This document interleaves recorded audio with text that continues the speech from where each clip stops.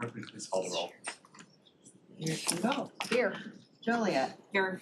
Lubes. Here. Nelson. Here. Taylor. Here. Hoffman. Present.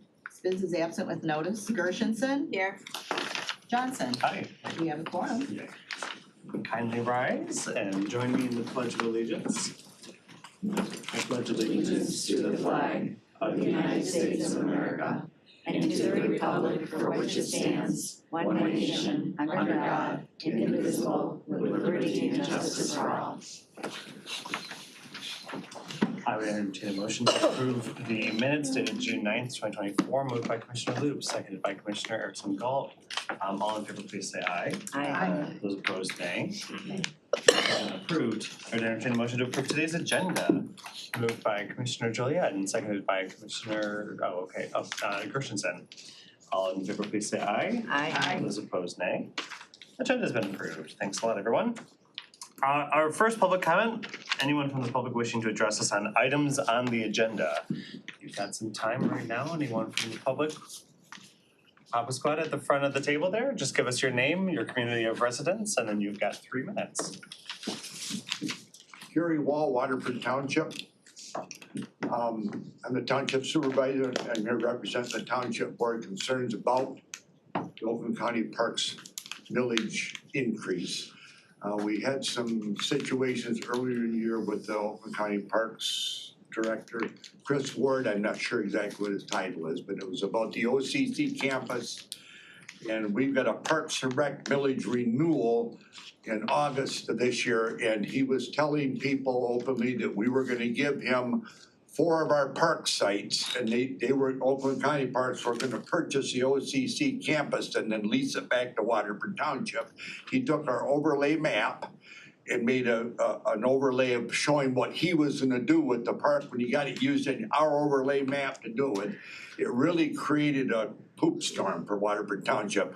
And we've had to devote a lot of our time to undoing, to say, wait a minute, you're asking for a Parks and Rec millage renewal and you're giving your parks away. Well, we're not giving our parks away. We're never giving our parks away. And I just wonder, who does Chris Ward answer to at Oakland County? Does he answer the county commissioner? Does he answer Dave Calder? I don't know, but it just, like I said, it created a big problem for us, and there's concern on the board that it will affect our Parks and Rec millage renewal, because we had to undo what was done, which none of it was truthful. And I talked to several commissioners, and none of them were aware of any of it. The commissioners I talked to, they had he wasn't being directed by the Oakland County Board of Commissioners. I know that for a fact. Talked to Dave Woodward, I also talked to Dave Woodward about it, and he was surprised, he knew nothing about it. But again, like I said, it's a concern we have, and then our purchase of the OCC site is contingent on a bond passing in the November election. And we are Waterford Township, I can grandstand lip and tell you, we are debt free. We have no debt, we have no bonds, we have nothing financed, we're paying on nothing. So the bond, we get a very high bond rating, not as good as Oakland County's, I wish it was, but we get a better rate, but that kind of, so we have concerns about that. And again, I don't know why, if Oakland County they need to increase their millage to maintain the parks they got, why they're talking about taking on more parks when they can't take care of the ones right now financially with the funding that they have. That's a concern that we have. Thank you. Appreciate it. Thank you very much. Anyone else from the public wishing to address us on items on the agenda? Commissioner, So I know we do not respond to public comment. but you're going to. And could I ask permission? Yeah. So I just wanted to say I have enormous respect for Supervisor Wall. I was in one of the presentations that Chairman Ward presented, and it was always presented as an if. It was never something that we were going to do. It was always a possibility, because if you know him and you've followed his career, you know he's a grand thinker, and this was a grand plan. But it was never something that was presented as something we were going to do. It was just a wish, it was a possibility, so I do apologize for any misunderstanding that may have been interpreted to Waterford. But in terms of the presentation he made to this board, it was always presented as a possibility of what could happen. Appreciate that. Any other public comment? All right, moving on then. We'll bump into our regular agenda. I don't see Jim, so if there's any opposition, I'm just gonna skip item A for now. Okay, cool. I appreciate all of your permission to do that. Moving on then to our HR section for the day. I would entertain a motion to recommend to the board, item B, adopting amendments to Merit System Rule 20 and increase in annual education benefit. Moved by Commissioner Taylor, seconded by Commissioner Loops. All right. Hello, welcome back. How are you? The floor is all yours. Thank you. Well, good morning, everyone. Morning. So again, Melva Allen from Human Resources. I was before you at the last LIGO meeting, June 4th, and asking for an amendment to Merit Rule 20. And through the discussion, there were some suggestions that have been made that's brought before you today. Some of the suggestions, or all the suggestions, so first, if you'll notice in the revised merit rule status, we did add a section in section 20.7 for those who would be impacted if they were involuntarily separated. There will be no obligation to repay tuition reimbursement if it's no fault of their own. Also, with the clawback policy, if an employee gets tuition advancement, if they separate within 2 years, we will prorate the amount that was paid. And if they, within 1 year, they would have to pay 100%, and within 2 years, 50%. So we do have that added to the merit rule, as well as language. We had a discussion about, if an employee does not pass a class, so it's now written, and it should be very clear within the merit rule that, and if an employee does not pass a class, depending on the circumstances, we will give them a few attempts and to retake the class, so that we're continuously working with them, because of course things happen, life happens to employees. And then if they're just continually struggling, we'll work with them, and hopefully, if they have to repay or what have you, and get back on track, and then we'll continue to work with them to complete the program. Also, we have no problem to pay the institution directly when we do tuition advancement, so that has been added to the language as well in section 20.4.2.2. And then it was also brought up if we can explore increasing the amount even over the 5250, and we did go back and look at the IRS guidelines, and it would tax the employees over that amount, so we don't want to add that burden, but we will continue to look at that on an annual basis to see if the demand is great, and if we are seeing an uptick in that, we can explore increasing that. So those are the changes that have been made to the merit rule, and hopefully we can have it passed today. Thank you very much. Questions, comments, concerns? No question, thank you very much. So if a person fails the class, they can retake the class. Yes. What if they never pass the class? Do they reimburse the taxpayers? No. And what we typically do is we will work with employees anyway, if they need tutoring, if they need additional training. So if there's a struggle, we don't toss you to the wayside. We can recommend, we partner with Michigan Works, and we have partners in the community that we can work with. So if there's tutoring, we will step in and actually see if the learning institution has tutoring on board. So we are not gonna let you fail. But if there's situation and circumstances, it's gonna be on an individual basis where we have a discussion with you to see how we can help you move forward. Because maybe you have to change the major, maybe it's the program is too advanced or what have you, but we're gonna be there to support you. Thank you. Commissioner Taylor. Thank you. I just want to say thank you to Ms. Allen and the HR department. They did take the time to hear all of our concerns and address them all and answer them all. And they reminded me that this is a benefit to the employee. So what we want is the best for the employee. And as you heard in the comments today, that we're looking at ways to work with our employees and make them the best employee for Oakland County that they can possibly be. So I wanted to applaud them and say thank you for that and reminding me that that's the whole purpose. I was putting my accounting hat, HR hat, administrative hat, I was just going all over the place. But at the end result is that we're trying to help the employee, and this is a benefit to that employee. So that's what's most important, is that we find ways to help them to educate themselves, as long as that's what their desire is. I appreciate you saying that too. I mean, this is one thing that we actually can, as government, be competitive with the private sector on, or Correct. try to be. Correct. Anything else? No? Thank you very much. All right, motion on the table is to recommend to the board. Madam Clerk, would you please prompt the vote?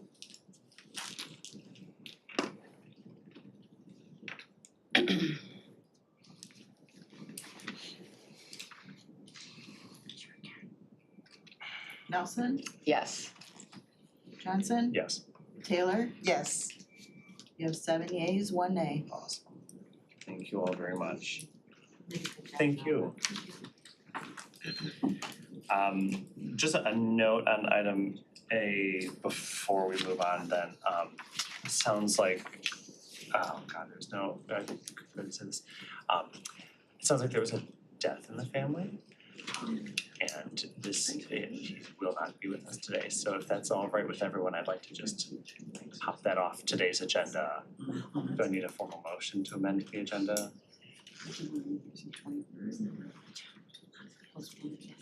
That's fine, sure, we can do that, yeah.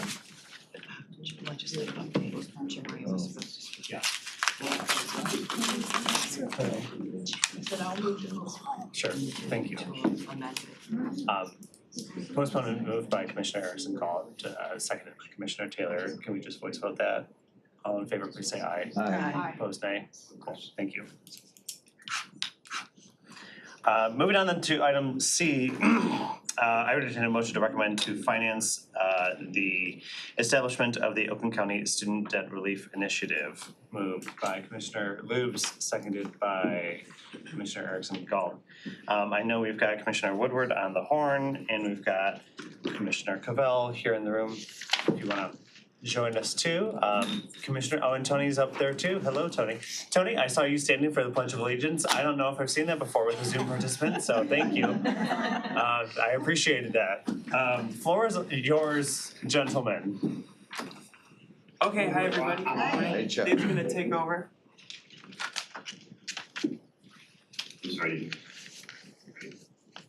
You're on, Dave. Oh, wait, no. Oh, this is no, the speaker Sounds here, good to me. All right, try that again. Okay.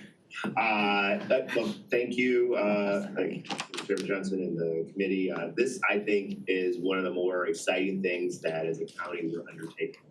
And I'm gonna give a very high level and then certainly hand it over to Tony to get into the details of what the platform offers. But as a county, we have really been the tip of the spear when it's come to reducing costs for working families, creating pathways to upskilling our workforce, and we're all familiar with the Oakland 80 initiative. And to achieve some of that, it is college, and with some of that is requirement that people have to take out loans to be able to afford that investment in themselves, so that we have the talent necessary to power the county's economy and thereby the state's economy. It's no surprise, everyone here knows that college debt, the second largest debt in America, just second to mortgages, is growing at a faster clip.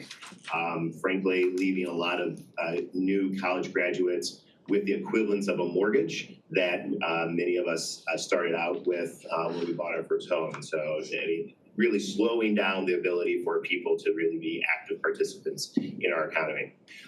At almost a year ago today, Commissioner Cavell, myself, sat down with leadership at the National Association of Counties Annual Conference, that they had started a partnership with Savvy and started talking about like how could we take this to a level of scale and provide a meaningful benefit, help people through the challenges of applying for the 150 or so student debt relief programs that are out there to increase success rate of eligibility, erasing those barriers that are often administrative or technical that have to start the process over, to do it in a shorter amount of time so that at the end, people's monthly payments go down, put more people on the path for debt forgiveness so that they can free up that capital to buy a home, buy a car, invest in the retirement, whatever they choose that they see feel appropriate.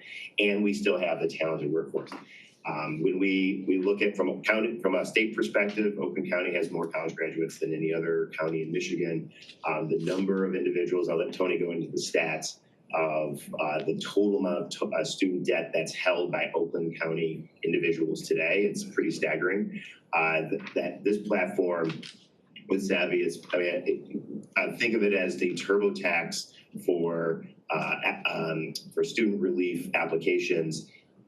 Fills out, the ability to fill out in a way that increases the likelihood of eligibility, thereby reducing the costs of college debt for our residents. We're the first county talking about embarking on this at a countywide level, and I really want to applaud the willingness and the partnership with Savvy to be able to do that, because I think we're going to be able to help thousands and thousands of individuals. Track it with a dashboard that shows its utilization and direct benefit to people, and do it in a way that is fiscally responsible. Again, going into detail, this is a platform that has been developed, proven to work. I know that we have a deputy executive person in the room too that can speak a little bit from the administration perspective. They had an opportunity to pilot it with some staff. But without any further ado, I hope members will consider this proposal that would allow for our 1-year pilot to provide not just the free service that's available to others that engage in these partnerships, but also that first paid service, make it available for Oakland County residents this year, and then we'll see where it goes. And when people find value in saving them a measurable amount of money, to continue the relationship with Savvy. So without any further ado, Tony, thank you very much for taking the time to be here. And if you can just give an explanation of how this works, and then we'll hand it over to our other presenters. Yes, thank you all for having me here and for considering this and the many innovative programs that you guys utilize to really, I think, have a profound impact on people's lives that has systemic effects, honestly, in the way of helping those people have these opportunities, helping take away the biggest burdens. And I think, of course, helps them have more in their lives, be able to achieve more, grow more, but also at the same time, I think it has a cyclical effect where when people are able to save on things like this and the other programs like Oakland 80 and everything else we're doing, really can help them also, put more money back into their community, live their lives. I know that's my case when it comes to these student debt programs, and that's part of why I'm with Savvy. And in fact, that's why Savvy was created. So we talk about these programs, and for the Savvy team, most of us actually started on the other side of this. Many of us working in nonprofit advocacy groups or in the social sector, and many of us focused on student debt. What we realized back when we were on the other side of this, when we wanted to help people with student debt, is that there's a lot of these great programs that exist. Like Dave said, there's over 150 of these programs. There's driven repayment, there's all the different eligibility programs, there's all the different forgiveness programs. And we thought, we're trying to help all these student loan borrowers really struggling with student debt, just like ourselves. But why are these programs so underutilized? And we realized it's a multi-tiered problem. A, just a lack of awareness around these programs. But B, the bigger problem is just the programs being so confusing. Of course, A, because there's so many, that can be a challenge. But B, many people don't understand that there's different qualifications you need to achieve each program. And then when you do the applications, as I'm sure everyone's aware, most federal paperwork, you need to have the exact right details and it needs to be filled out in the format, necessary. Again, part of this process is sending in information, get the federal government certifying that information and then getting onto these programs. So a lot of errors happen at every touch point of this. So as Dave said, that's why we looked for and decided to do somewhat of a TurboTax style solution. We started in 2017. In fact, a big part of why we started is seeing the success rate of a program like public service loan forgiveness in 2017. Only 1% of applicants who applied actually got public service loan forgiveness. We think out of all of those who are eligible, only 1% of those who are eligible have gotten the forgiveness off the public service loan forgiveness program. But of course, there's many of these programs available to all borrowers who would be, both for that program, for income-driven repayment, and all the other programs you're hearing about a lot in the news right now. And so what we do at Savvy is we're a public benefits corporation designed to help people navigate these programs. The first step we do is you fill out a really quick questionnaire. Again, the flow of it will feel almost like a TurboTax if we've ever used that. Obviously different questions, but similar type of mentality, really easy to answer questions. Savvy does all the heavy lifting in the background. And from there, we'll let you know every program you qualify for, what the monthly savings and the overall savings and possible forgiveness if you qualify will look like off of each of these programs. That part is actually always completely free. That's part of our, our goal as a public benefits corporation is giving people information, since that's one of the biggest missing components right now. In fact, we even have a quote from Arne Duncan saying that, that Savvy helps fill a massive information gap, who is the former Secretary of Education. But and that's our first goal, is to make sure people know, here's all the programs you qualify for, here's the impact of each of those programs. Now, after that is when they get to make a decision with Savvy of saying, thank you very much for all this information. I'm going to go and try to handle this on my own. Or maybe they see, although most do qualify, they might see, hey, this program, I don't think it makes sense for me. I'm not going to continue forward. But for those who do want to continue forward and want to make sure they cross that finish line, want that assistance, that's when they can utilize the Savvy Essential program.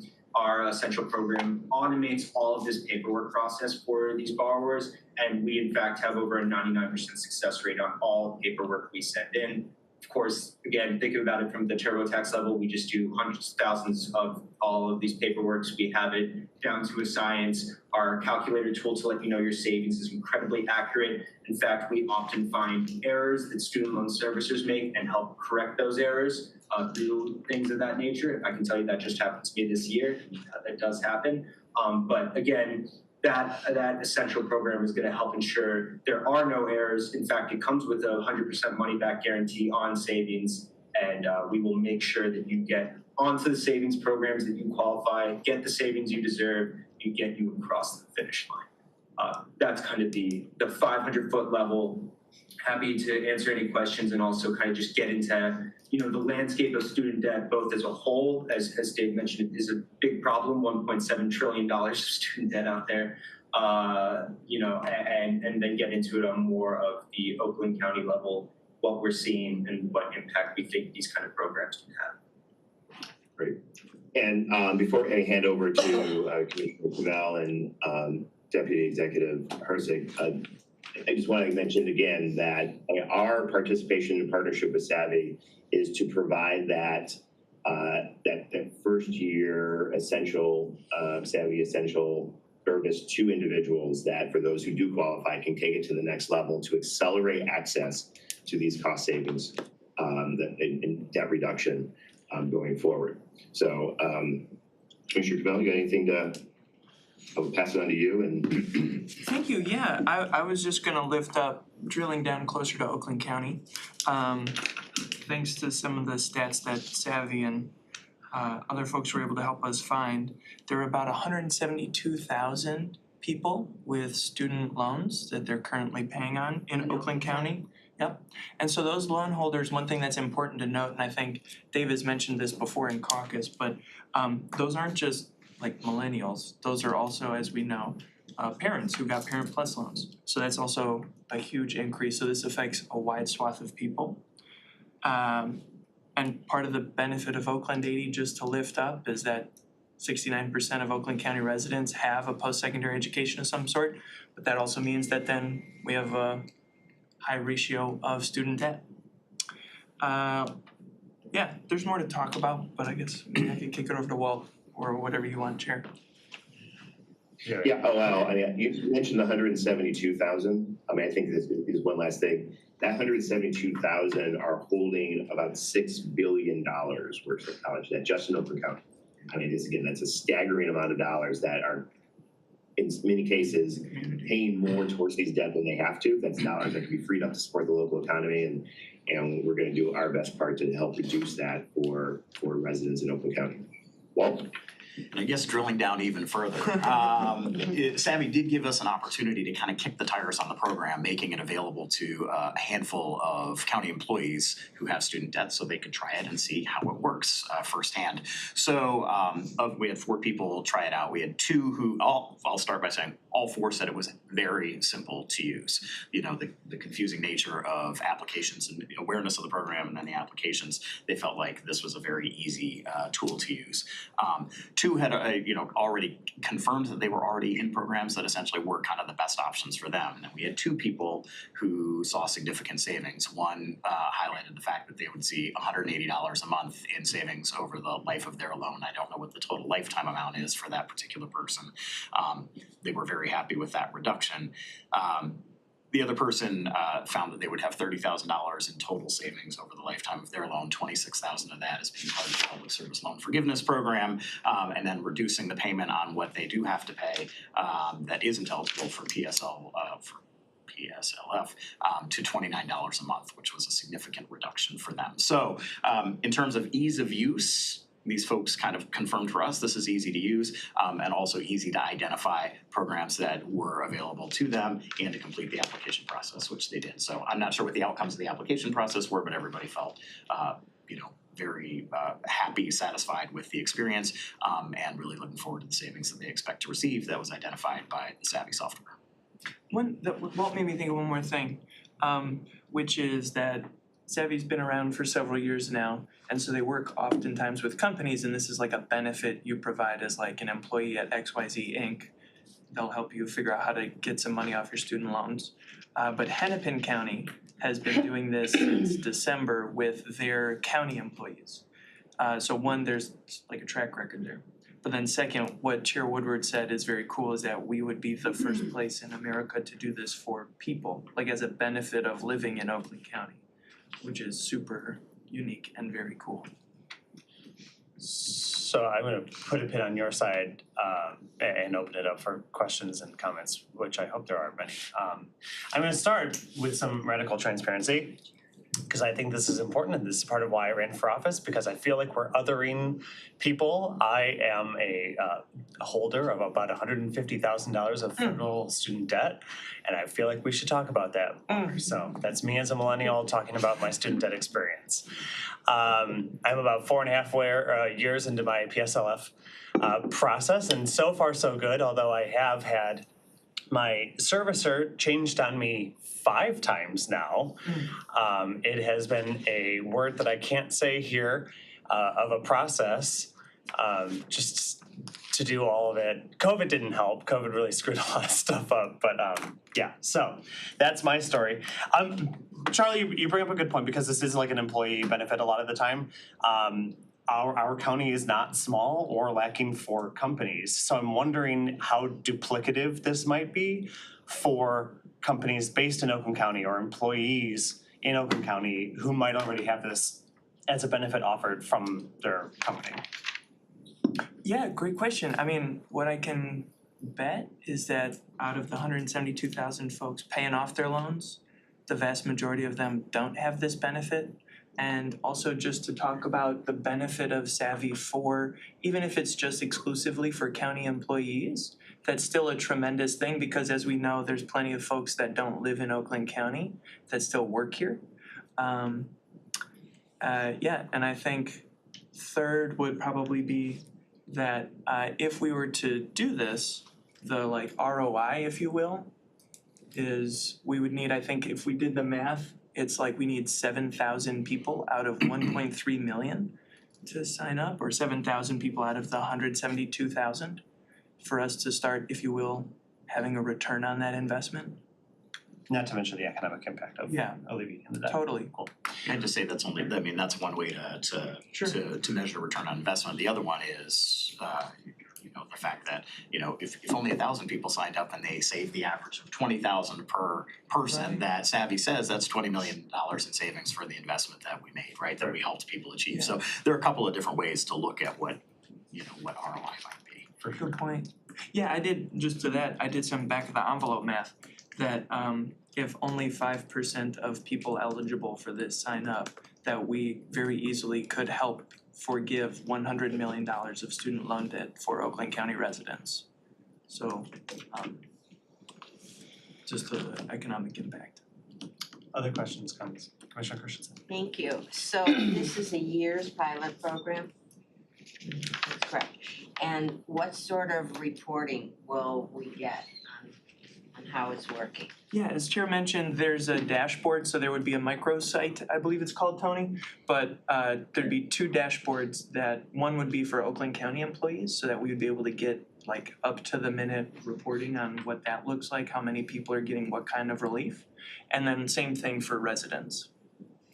Okay, so I'd like to recommend that they come back to us, I'll say 6 months with a report to this committee. Cool. Commissioner Joliet and then Commissioner Halpin. Hello, who I'm addressing my questions to. So these numbers that are stated, I'm not familiar with this, but my research for public service loan forgiveness at a federal level, it appears that the individuals that are eligible for this have to be in the public service sector, not in the Savvy for-profit sector, if I'm correct.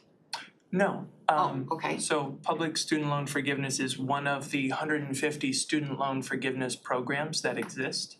And so part of the benefit of Savvy is, it's like everyone knows that they get the standard deviation in their income or standard deduction in their income taxes every year, but they don't know that they qualify for the mortgage deduction in their income taxes, let's say.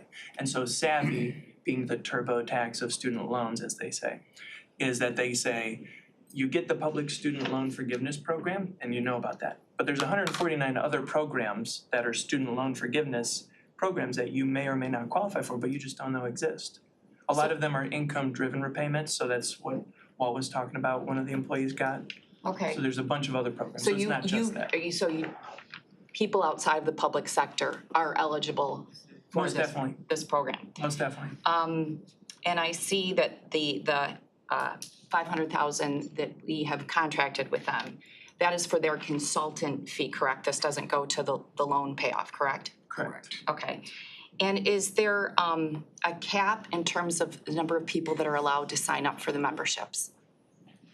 No, it's a website, so, I mean, it's Oakland County But we're residents. offering them a specific, as I understand it, level of membership, the DIY or the essential membership. Could they have like 100,000 people sign up? Is that within the contract? That's my understanding. Tony, can you, and Dave, Yeah, can you answer that? that's part of the decision made here, and obviously that could end up, and truthfully, we hope that it ends up being everyone in Oakland County who has student debt, which of course would be a large cost to us, but something that we're happy to take on because again, you know, for us, we are a public benefits corporation. We always say we put borrowers first. I can't stress enough. I know you just met me, but I can't stress enough how true that is. Charlie can probably speak to that after hearing me pontificate on student debt for the last 6 months. But so that would be kind of a dream come true for us if we can really help everyone in Oakland County with student debt. That would be something amazing. And again, since we've been so focused on going through employers, it would be a fantastic program for us. So it'd be very exciting. Again, if all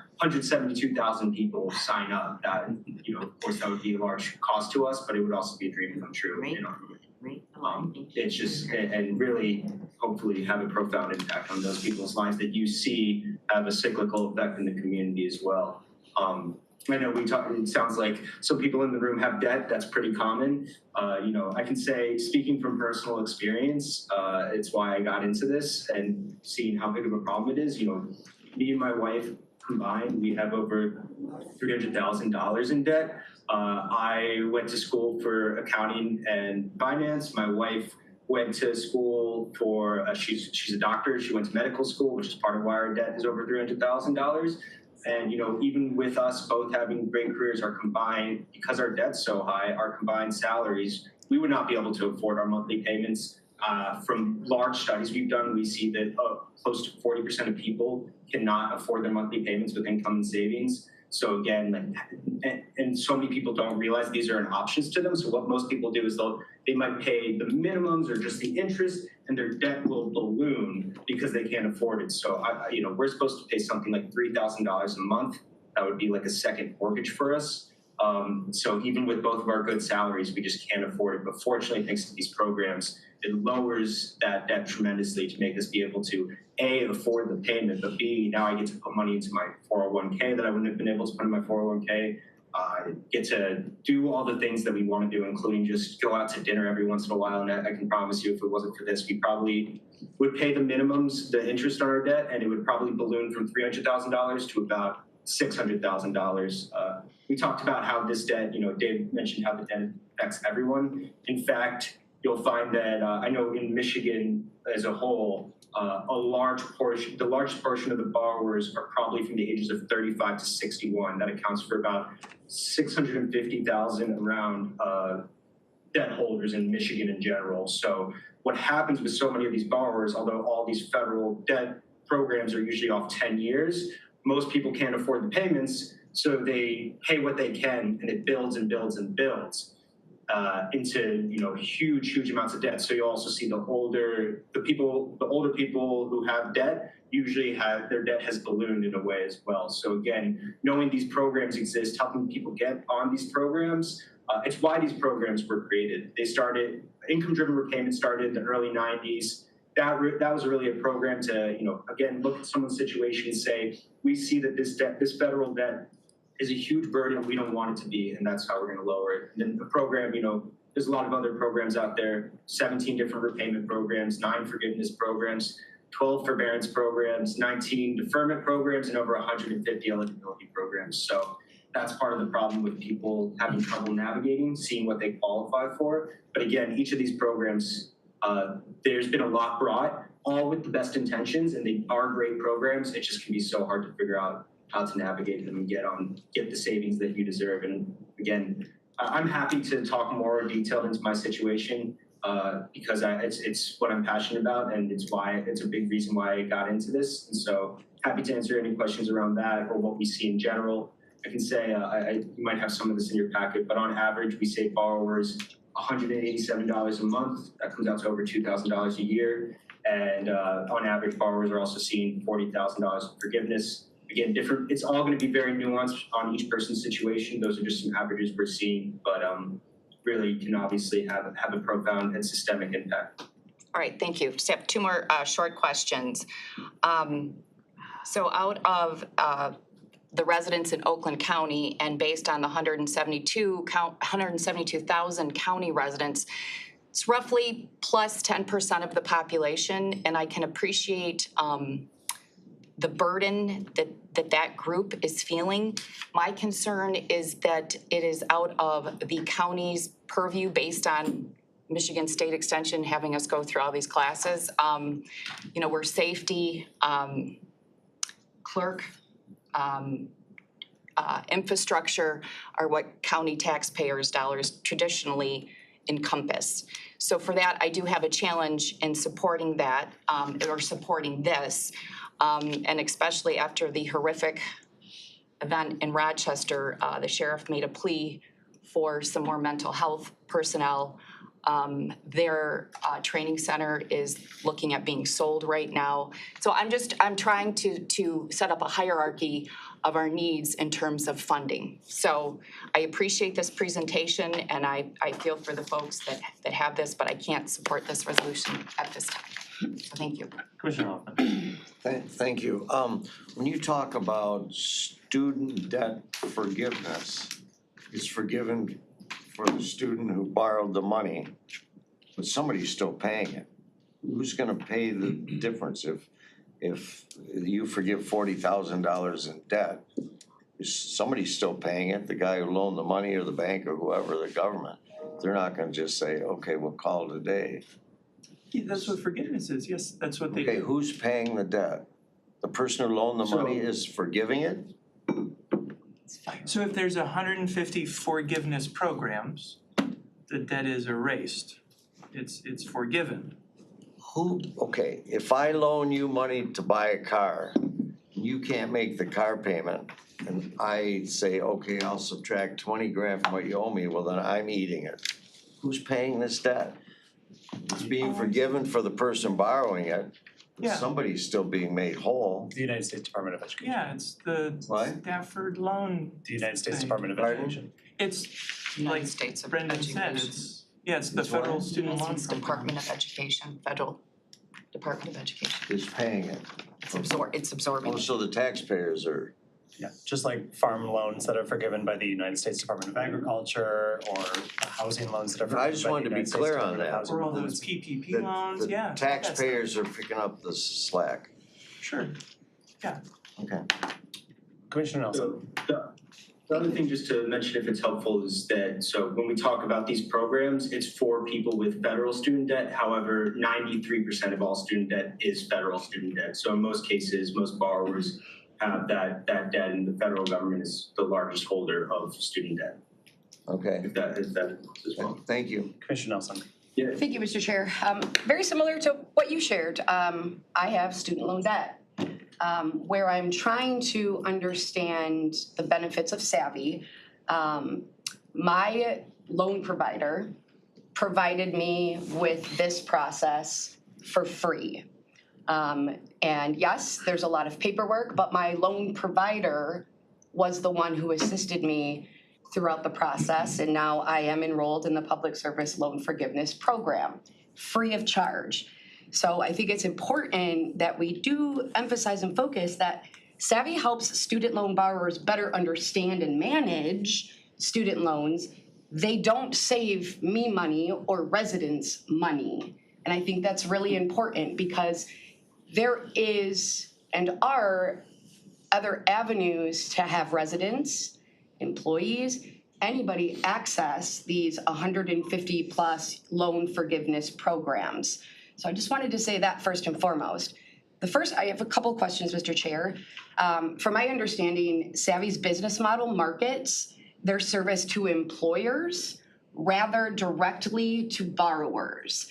So my first question is, how many individual borrowers does Savvy provide services to? Yeah, so I'm happy to answer that. So Savvy works with over 500 employers. I don't know the exact number of users off the top of my head, but it's several 100,000, probably 300 plus. But again, I don't know that exact number right off the top of my head.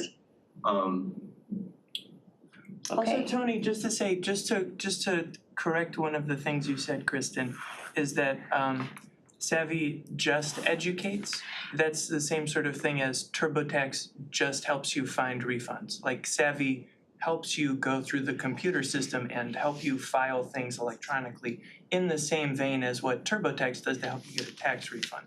So when you say just educate, that I think is a misnomer because it's like how TurboTax helps you just find your tax refunds. But your second question. My other questions come down to some of the information that's laced within the resolution.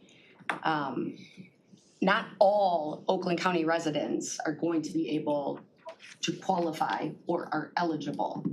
And I think it's important that that's included in the resolution rather than it talks about how all Oakland County residents, when really I think that there needs to be an insert of eligible Oakland County residents because it's misleading in regards to saying all Oakland County residents. The other big aspect is that the whereas clause with the National Association of Counties is a strategic partner with Savvy. What is left out of that sentence is with county employees. So again, it's a little misleading. I'm all about supporting and doing what we can do for our residents and constituents across Oakland County. But we need to be a lot more clear in this resolution with information. And I think that that's first and foremost from a transparency perspective.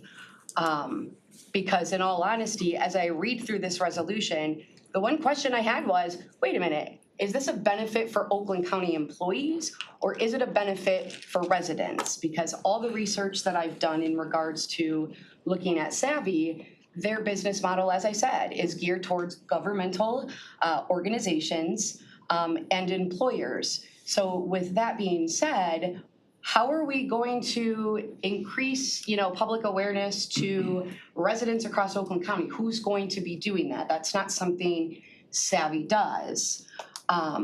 The other couple questions I have is I know that there are, from looking at the website, there's 3 different pricing tier models. And in this resolution, we talk about that residents and county employees can participate at no cost for 1 year for the DIY and essential membership levels. So the DIY level is completely free. And then the essential membership level obviously is that cost. I think it's important that we clarify what does the DIY level include? What does the essential membership level include?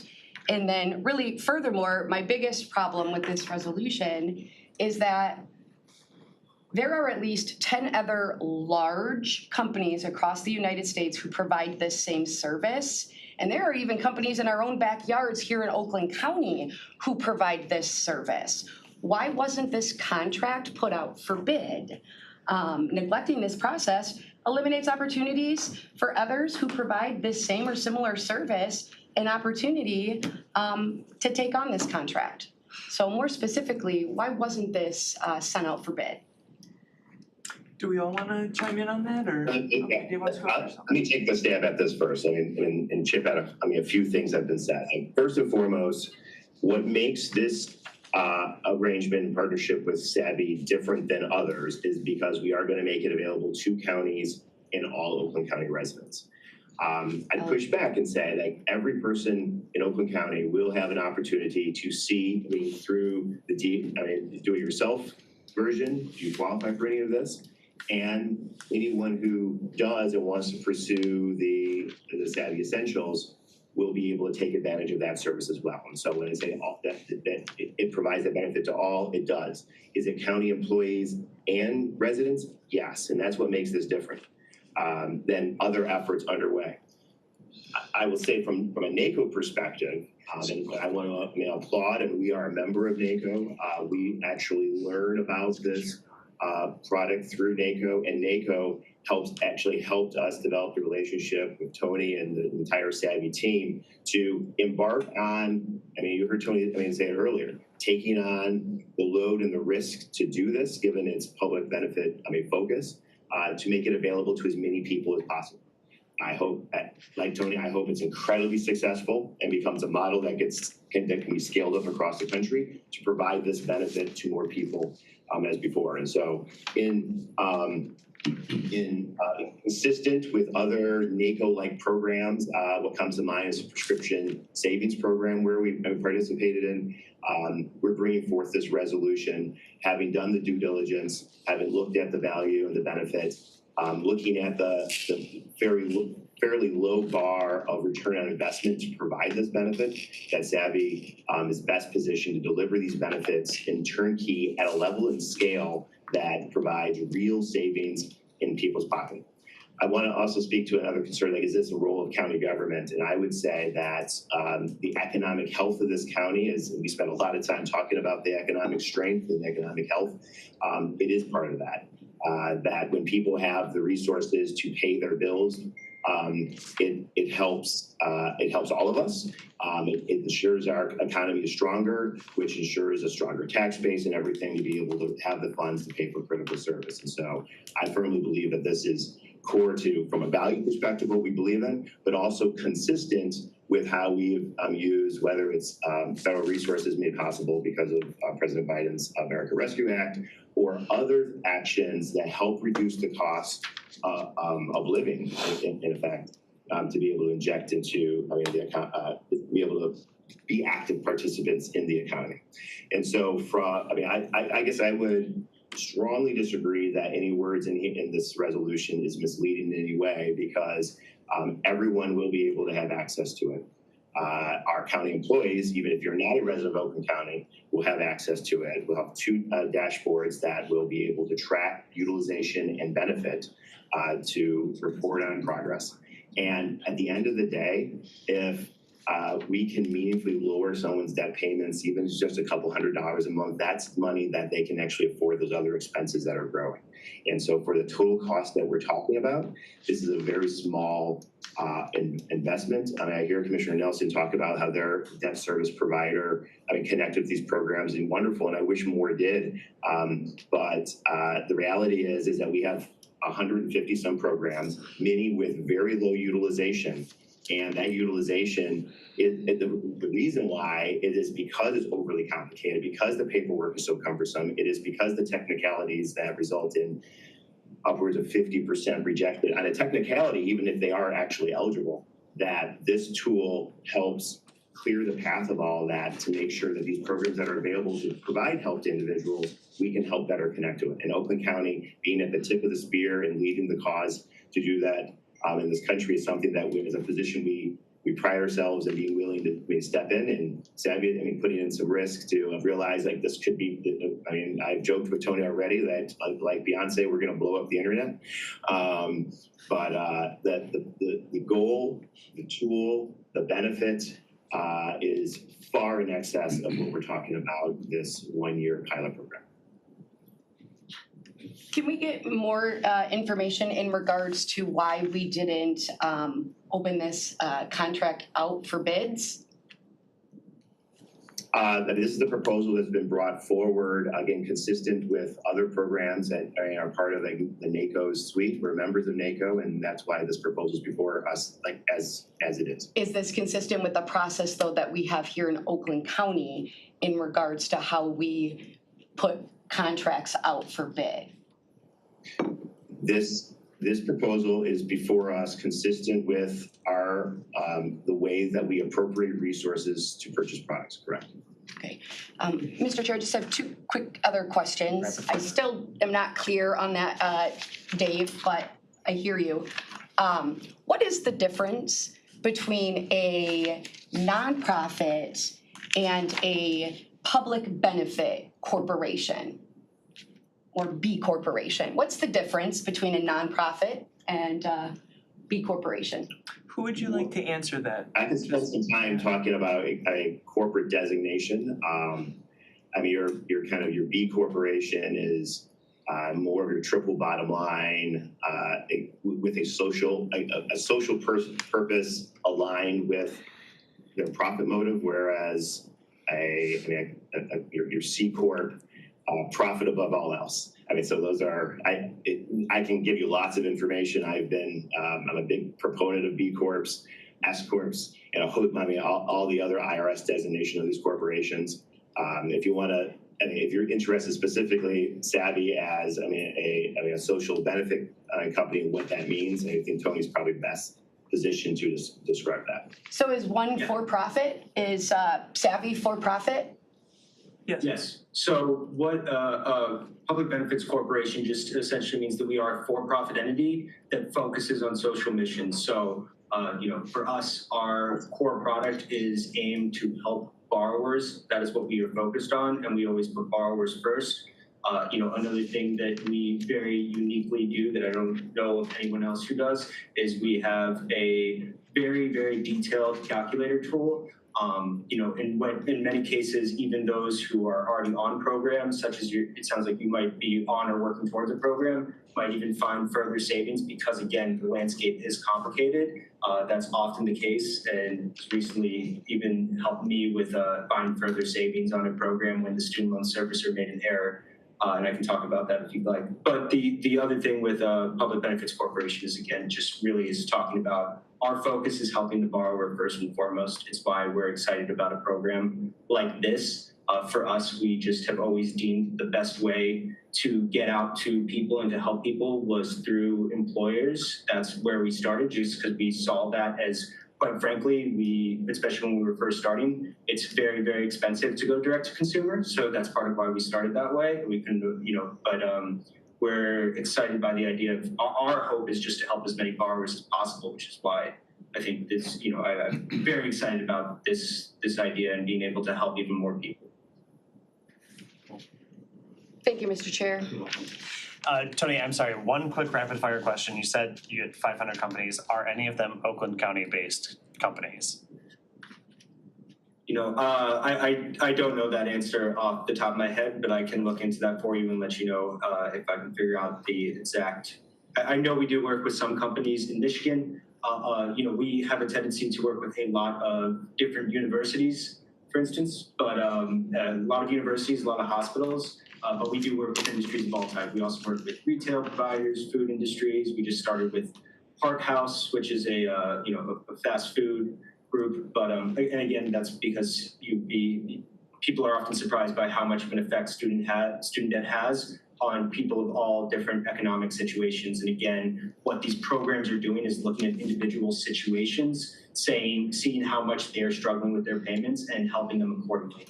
And again, but that's both a great part for the solution, but also part of the problem because it makes it very hard and nuanced to figure, and a laborious task to try to figure out what you qualify and how much you should be saving. Awesome. Any last comments? Commissioner Taylor. Yeah, I just wanted to ask, and I'm in support of this resolution, but I didn't hear how you were gonna roll this out into the households, because any benefit is only as good as the people that use it. Yeah. So how are we gonna get this information? Like TurboTax, it's on commercials everywhere. Everybody knows it's a household name. Savvy is not. So I didn't hear how that's gonna happen.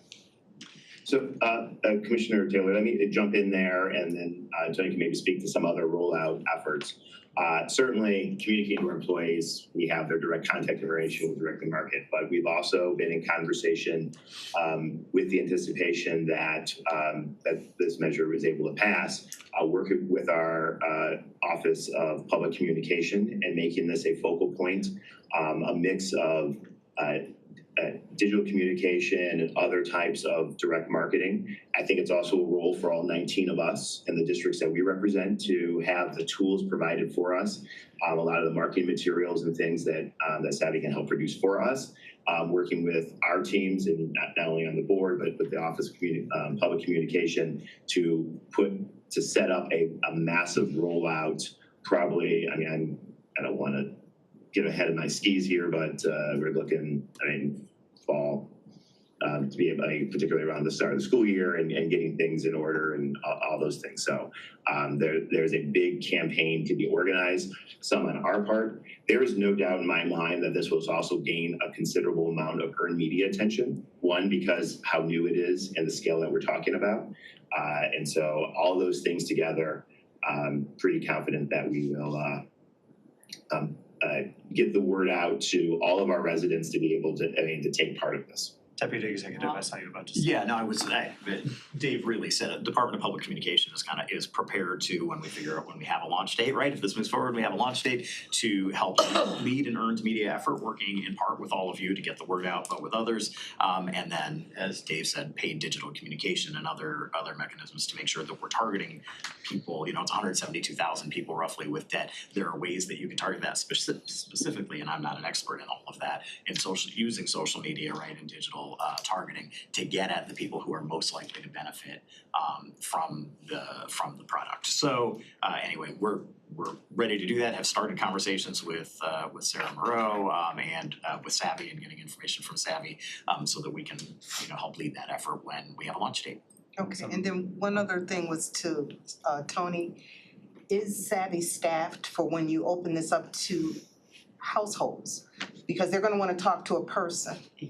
Just like we do with TurboTax, they have that electronic person, but then you can always reach a person, cause I use TurboTax all the time, so I'm very familiar. So will you be staffed with someone that you can talk to with your questions? Yes, and Savvy, we are always available to answer all questions. We have a lot of different ways to help borrowers because even as easy as our tool is, as you said, people just want to talk to people. Yes. We have a call center that has less than a 2-second wait time. Part of the reason I highlight that wait time is calling a student loan servicer has an average wait time of over an hour with an average disconnect rate of 50%. So for those who are confused, who want to talk to a student loan servicer, I hear a lot of horror stories about trying to get connected and then even once they do get connected, not being able to get the answers they need. So we want to be there for people. That's one route. We have a live chat feature. We have an email line.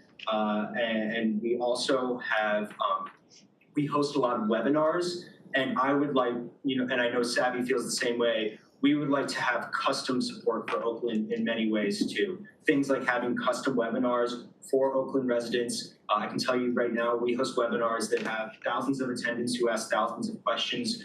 We have our team there to rapid fire answer any of the questions coming in the webinar. Some get answered, in public purview, while others get answered in direct messages, and we follow up after the fact. I would like to do custom things of that nature for you all. We've already had some conversations directly with the communication team, but trying to create specific events to both inform people about the initial tool, why to use it, how it's going to help, and how it'll help you navigate all of this. And then on the back end too, again, doing more of those custom sessions. And we've talked about some routes, but things like webinars, community hall style events as well to help people have more of a direct conversation with. Like I said, many of our team is actually from the borrower advocacy side. We just deem this is the best way to help borrowers.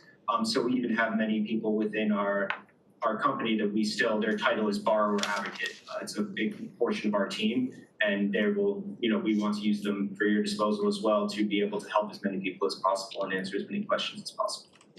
Thank you. Recognizing that we are very much at the end of our time here, but we are still in the first third of our regular agenda.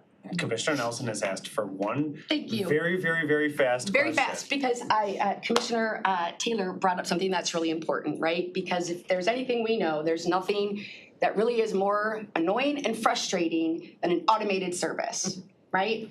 From my understanding, LinkedIn, Savvy has a max of 50 employees, from 11 to 50 employees. And with, the aim of helping over 46 million borrowers, how in the world are we going to be able to provide person-to-person assistance? And then, from my understanding too, Savvy is predicated on FinTechnology, which is a very high-level advance. And I don't know, Tony, if you want to speak on it. I know we're short for time, but given that this company is a tech startup company that relies heavily on FinTechnology, knowing also too that the max employees is 50, and yet we're looking at over, millions of borrowers that we're assisting, I am very concerned that a majority of people who are gonna and have used Savvy are gonna have automated contact. Is it a Tony, question or a I comment? can take that real quick because me and Tony have Is there a actually. question in there? So it was a comment, but it's also a question in regards to what insurance assurance are we providing as far as customer satisfaction?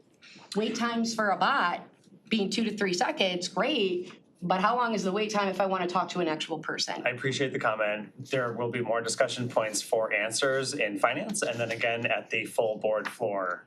So with that, I'm going to say there's a motion on the table. Madam Clerk, could you please call the vote?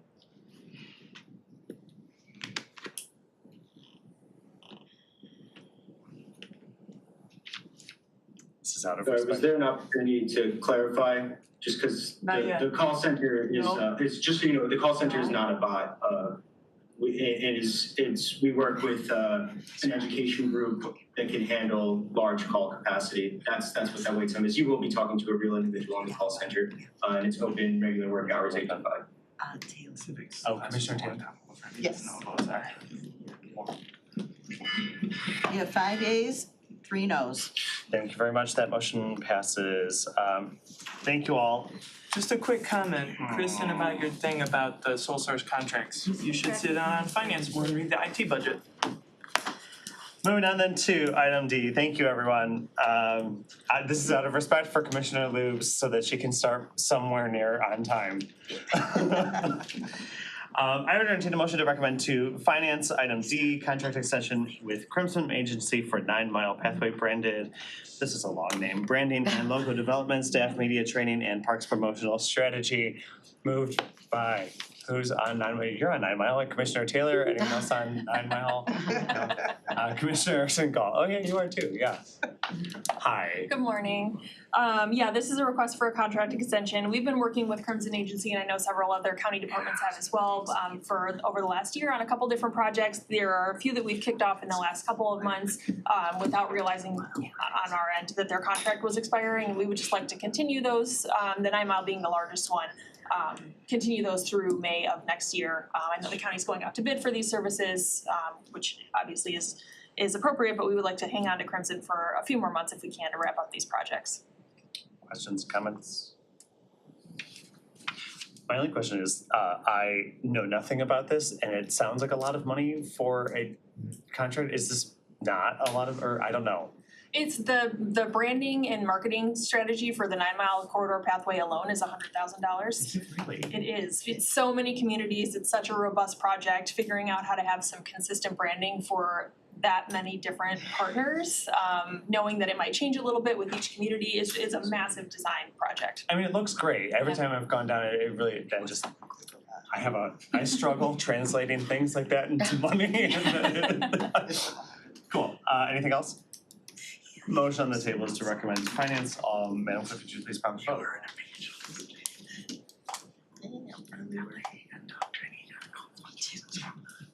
Yes. Gershenson, Yes. you have 7 yeas, 0 nays. Awesome, thank you very much, that passes.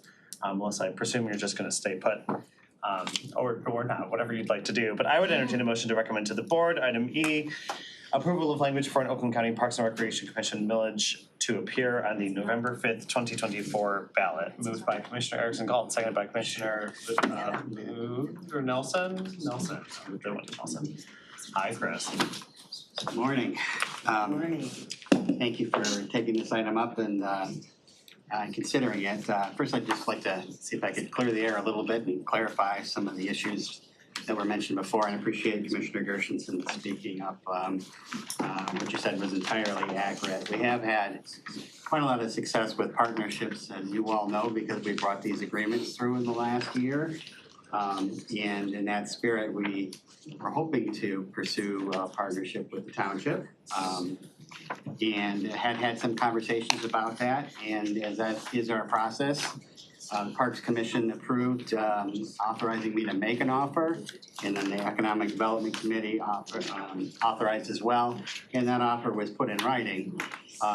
In what probably would not have been ordinarily a controversial situation, became an issue because the map that we attached to that proposal was a map that was supplied to us by Oakland Community College that included their details regarding their plans for the development of an area that's currently a 57-acre nature preserve.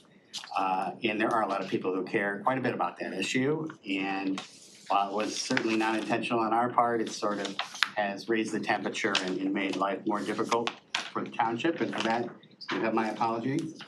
Mr. Supervisor, I certainly know that nobody wins in a poop storm. It gets all over all of us. And if there's anything we can do to kind of lower the temperature and address those issues with your residents, you have my commitment to do so. Thank you. On the issue before you, I think it's probably helpful to just provide a little context in terms of Oakland County Parks and what we are, how we're structured, how we're financed before getting into the meat of the matter here. We're very different than any other agency of county government because we are mandated to be entirely financially self-supporting, self-sufficient, independent of the general fund. You will never see us come before you and ask you for money from the county budget. So we're sort of part of the county government, but entirely different. We actually not only pay our own way, we have to pay the county for the services that we receive from the county government. So we actually are a revenue generator for the general fund. And the only circumstance I've ever seen over the years where the board has been asked to vote on both sides of a contract is our law enforcement services contract that we contract for services from the sheriff. We also may be the most accountable agency in county government as well because of the layers of accountability that we are answerable to. First of all, we have our Parks Commission, which is a mix of citizens, county commissioners, countywide elected officials. And then, of course, we come before you for your oversight, for management of our budgetary decisions that you make regarding our staffing and compensation and the policies of the county that we must abide by. Also, about 30% of our revenues comes from user fees. So sales is a pretty important part of the picture at Oakland County Parks, and so we're also in the customer service business. And if we aren't responsive to the needs of the people who use our facilities, that has a big implication for us. But ultimately, what we are most accountable and responsible to is directly by the will of the voters, because the other 70% of the funding that we rely upon to pay for all of our expenses, for all of our capital assets and acquisition and maintenance of those assets is attributable to a millage, a property tax millage that since 1966 has regularly been approved, and we are grateful for the overwhelming support we have received over and over again for that millage. There's been an understanding since we were founded that if that millage were not to pass, we would liquefy and go out of business essentially.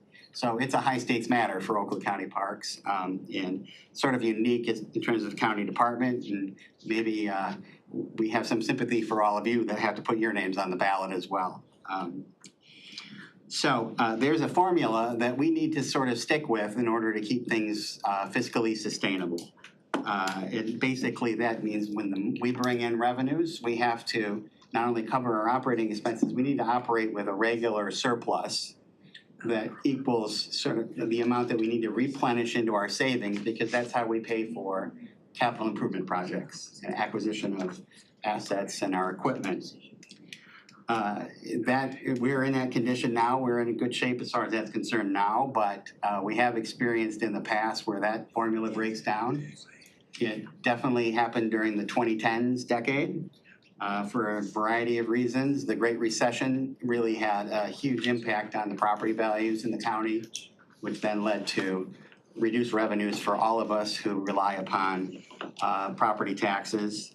At the time when our millage was up for renewal, a decision was made to ask for only the rolled back Headley amount. So we actually levied the lowest amount we have ever levied throughout the decade, because not only was it at that previously Headley rollback amount, then it was subject to the Headley rollbacks throughout the next decade. So by the time we ended the decade, it was severely rolled back from its initial approval. And we also, as I mentioned, we kind of live within the means of and the decisions that are made by the county government as a whole. And sometimes those decisions can have pretty big fiscal impacts on us. There was a retirement buyout in the late 2009, 2010 era that the county pursued in order to save some money. But that had a huge implication on us. And of course, at that point also, we had some big issues with facilities that could no longer be put off. All of this added up to what I would call a fiscal death spiral.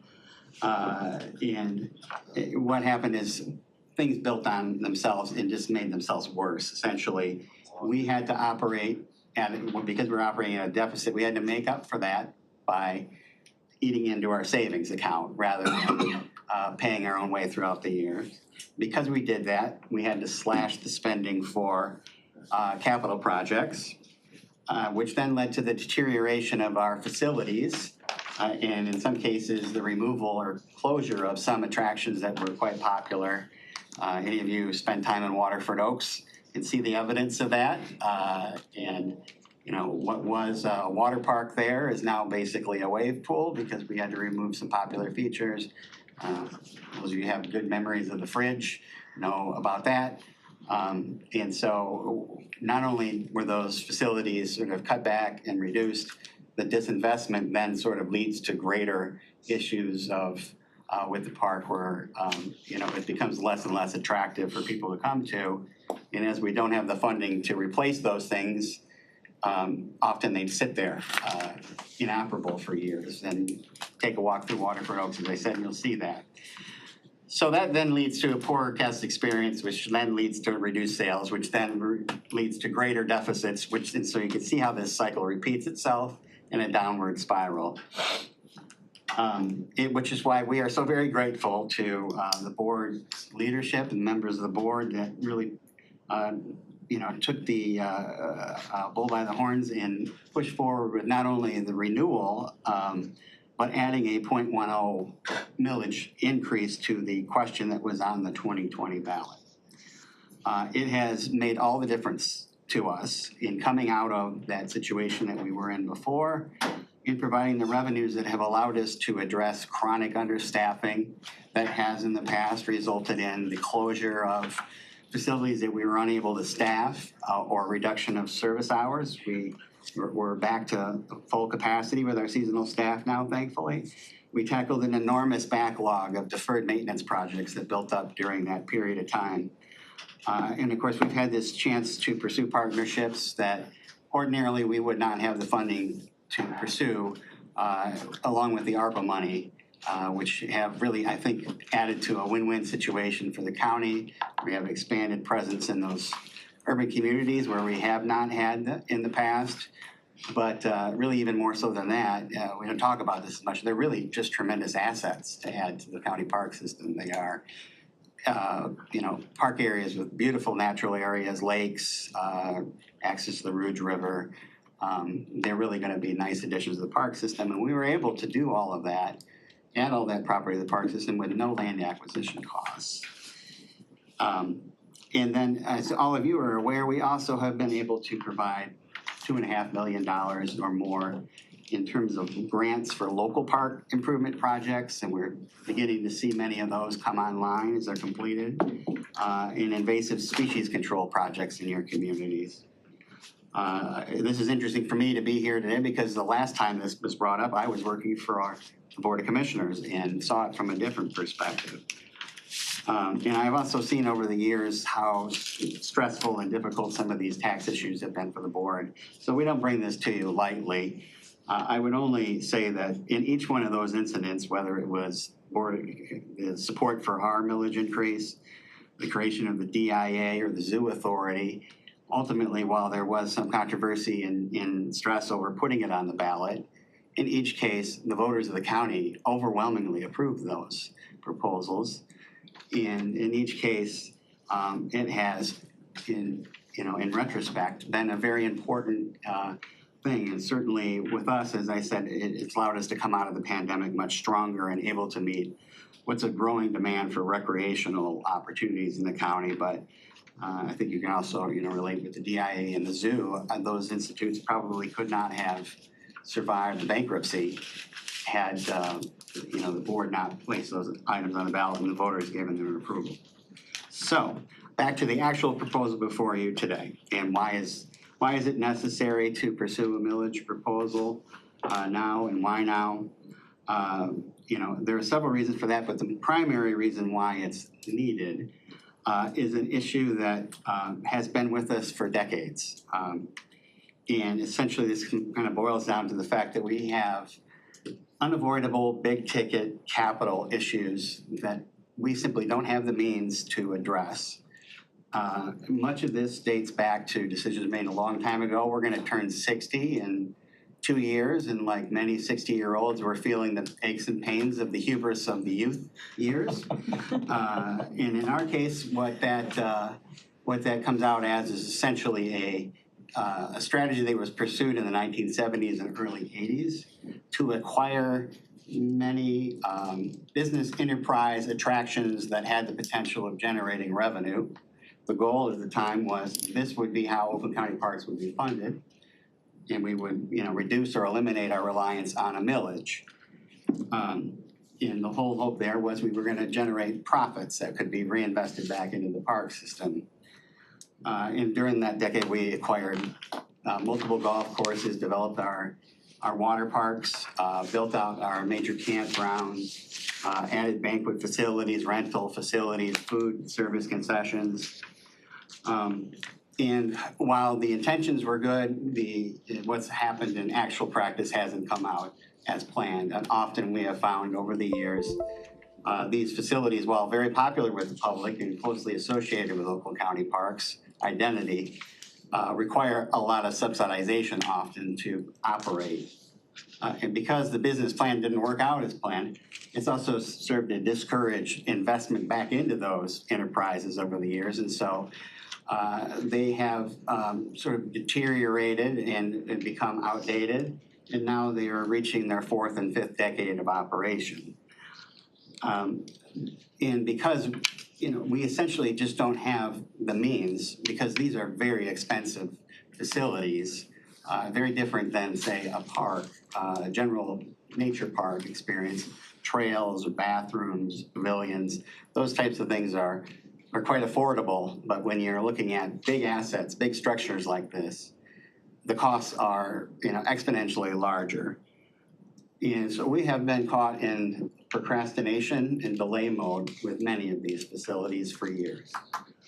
And because we don't have the ability to address the solutions, what we've done is sort of put them off and studied and studied and studied.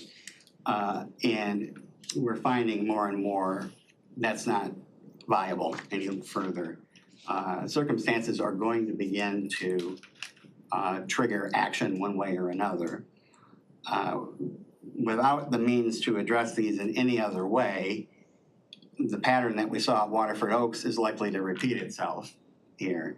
The Parks Commission is not going to have many viable options beyond closing these facilities, which will have a negative impact on your constituents, on our guests, and perhaps even more difficult to explain considering the voters have just approved an increase.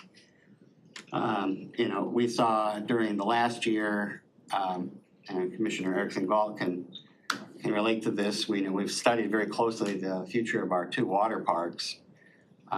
Just the costs associated with addressing deteriorating issues at Red Oaks to keep it operating and open and renovated is well above $10 million. Our total spend for all of the maintenance and capital projects in a good year is somewhere between $5 and $6 million. So, it just is not something that we have the ability to fund. And because our millage duration is 10 years, it starts below 10 years as soon as the clock starts. We can't go out to sell a bond and get low interest financing like most municipal governments would do to fund larger projects that are beyond your annual capacity to spend out of your savings. So we're basically stuck there. And what we've done is we've looked at our park system from top to bottom, and we've identified what we think are basically $100 million of needs to update, revitalize, and bring the 60-year-old park system into the 21st century and renew it and make it a great experience for people for the next 60 years. What that means in each incident is going to be different solutions because we don't decide these things ahead of time. We need to start with what kind of money we have available to pursue solutions, of course. But we also make decisions based upon a heck of a lot of public input and engagement, careful study of the market essentially, and an understanding what the total cost is over a period of time to maintain and operate these facilities, our labor requirements, et cetera. And so that's a process we would go through if we were authorized by the voters and you allowed us to put this issue on the ballot over the next couple of years, to develop a strategic plan that has broad support from the public and evidence that these are going to be lasting positive investments in our park system. Beyond that, we saw with the last millage question a formula that was very successful, which not only to address our current needs, but to offer additional value added, additional services as part of the proposal. In that case, we took on a greater role with invasive species in supporting local park systems. In this case, we are suggesting that we provide free park access, eliminate our vehicle permit system so that their cost is never a barrier or an inconvenience or a discouragement from people getting out into nature and getting active and enjoying our parks. And as I mentioned before, we've had success with park partnerships. We have areas in the county where we don't have as strong a presence as others, and it's always going to be our goal to try to close those gaps. It doesn't always make sense, in many cases it doesn't make sense for us to try to acquire our own property and develop our own park. Where it makes a lot of sense is for us to continue to look for these partnership opportunities with local government, share costs, and find ways to serve the residents that we both are mutually responsible to serve. We have a couple that are ready to go. We have a park in development at Rochester Hills that we've discussed the potential of partnering with the city there, one with West Bloomfield Township. The concepts with those communities would be we provide some upfront capital funding, and the community would be responsible to operate and maintain the park. And we'd be able to then promote it and make it available for all county residents to use without incurring those ongoing costs. And we'd be able to co-brand the facility as a joint park. So it's basically, a good win-win opportunity. We have some opportunities as well to pursue river recreational opportunities in this county. If you've ever gone over to the Clinton River and in Macomb County, they do a pretty amazing job of promoting and making that a real great recreation destination. They put launch sites throughout the river and they maintain the river so it's always navigable for the public to enjoy. We not only have the Clinton River in Oakland County, we have the Huron River, we have the Rouge River, and Shiawassee River as well. And there are really some tremendous untapped opportunities out there. We have one pretty much ready to go in terms of a partnership with White Lake Township for a northern stretch of the Huron River that goes through part of White Lake Oaks and connects to properties that the township already owns. And there's an opportunity that's been presented to us to acquire, I think it's a 60-acre piece of property that Six Rivers has negotiated with the property owner that is adjacent to a township park. So it's a ready-made partnership essentially where we could bring some property to the table, cooperate together, operate that jointly, and provide a new opportunity for people to enjoy the rivers. Conservation is an area where we have not really been involved in the past. SEMCOG put together a pretty solid green infrastructure plan that I'm sure all of you have seen, which calls for greater public involvement and action to acquire or protect or place in conservation agreements, areas that are subject to floods, floodplains, wetlands. Really important as we're dealing with more and more extreme weather situations that we protect those lands. And we think there's an opportunity for us again to find some partnerships where we could take a little bit of money and stretch it as far as possible. Regional trails, this is an area where a little bit of money in planning and support for maintenance could go a long way in pulling down a heck of a lot more money. There is a lot of federal, state grant money, community foundation money that's available. We've been working with all of the communities along the 9 Mile corridor to develop a pedestrian greenway there, all across there. That's an example of what we can do. And, you know, Melissa's looked at this closely, and when we think there's about, what, $1 million and a half in projects that are sort of ready to take the next step that could be then pulled down for maybe tens of millions of dollars in outside funding if we were able to invest in it. And then finally, school field trips, you know, those are experiences I think any of us can relate to. When we were in elementary school, we had our first chance to go out and spend some time in a nature center or visit a farm. Many of these institutions that we've relied upon over the years are struggling financially. Some cases, the communities have sort of spun them off and tried to make them run on their own, and so they're mostly supported by volunteers. What we'd like to do is partner up with all these agencies and strengthen these programs and provide a universal access throughout the county for all school districts, regardless of where you live and how much, you know, how wealthy the community is or its school district is. And so we think we could do this with, you know, a reasonable amount of money. And then finally, I guess I will say this, there are opportunities that come that we don't expect, and it happens frequently. And we struggle to take advantage of those opportunities, and those are opportunities that we've never seen anything but enthusiastic support when we've come to the board and asked for them. Turtle Woods is a great example of this. That I don't know that that was in discussion when our last millage was placed on the ballot, but we have for 3-4 years been trying to navigate and struggle through getting the funding together to save this 80-acre piece of property in the city of Troy that's pretty special. If this was an ordinary situation where we were up against a developer, that land would be gone.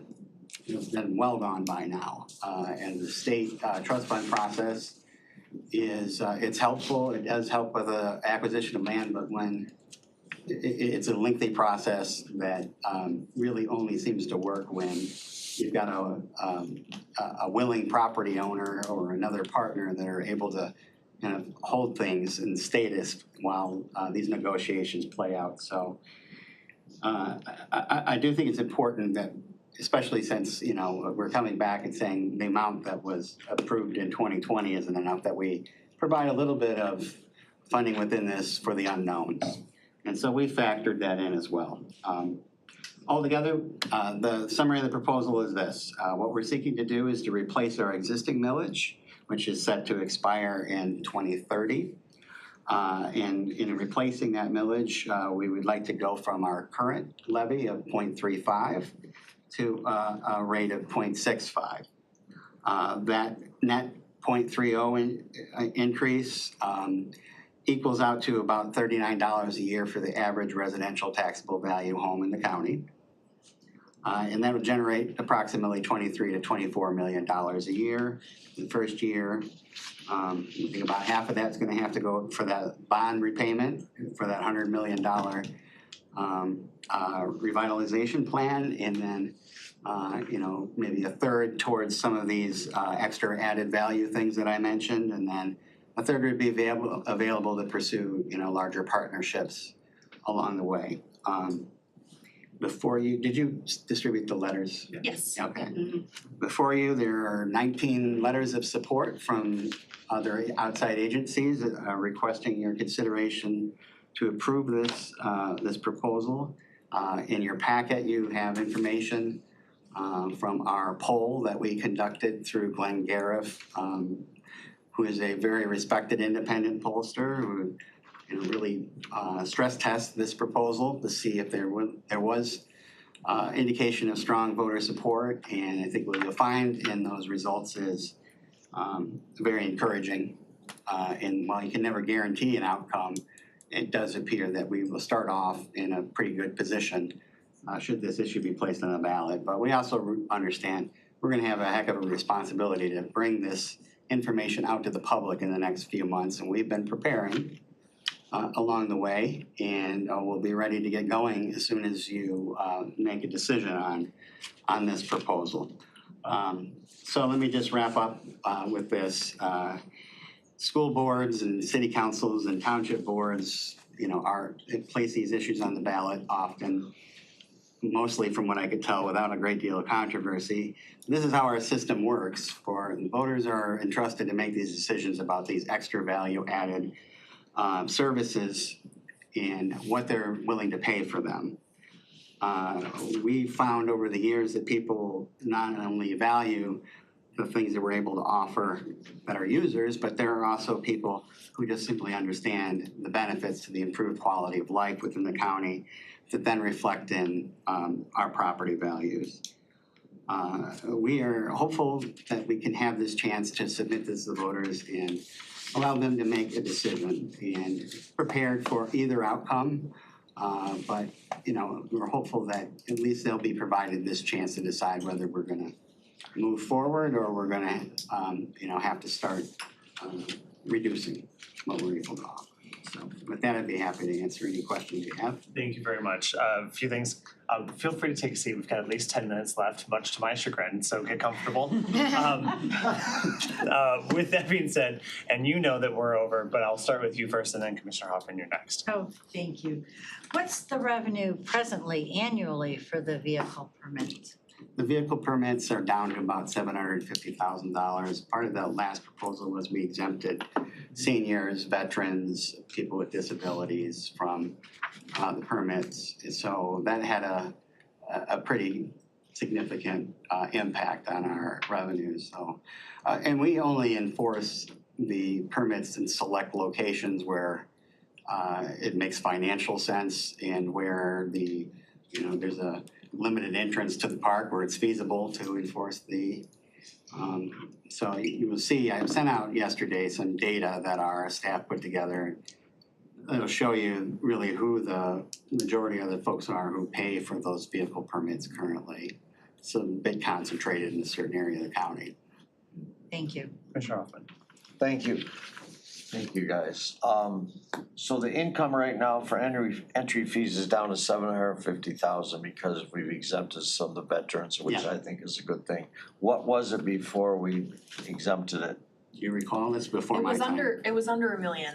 I wanna say between 9 and 950 maybe. Okay, what is the income from the millage in 2023 and 2024 right In now? our current millage? Current millage. I'm gonna have to go from memory. And so this would be an amount that would include both the user fees and the millage. Actually, I think the millage is about $21 million right now, I think. But altogether, our budget's in the $33 million range, so. Right, okay, so 2023 it was 20 to 21 million or 2020? Just the millage revenue part of it, yeah. Pardon? Just the millage portion of it.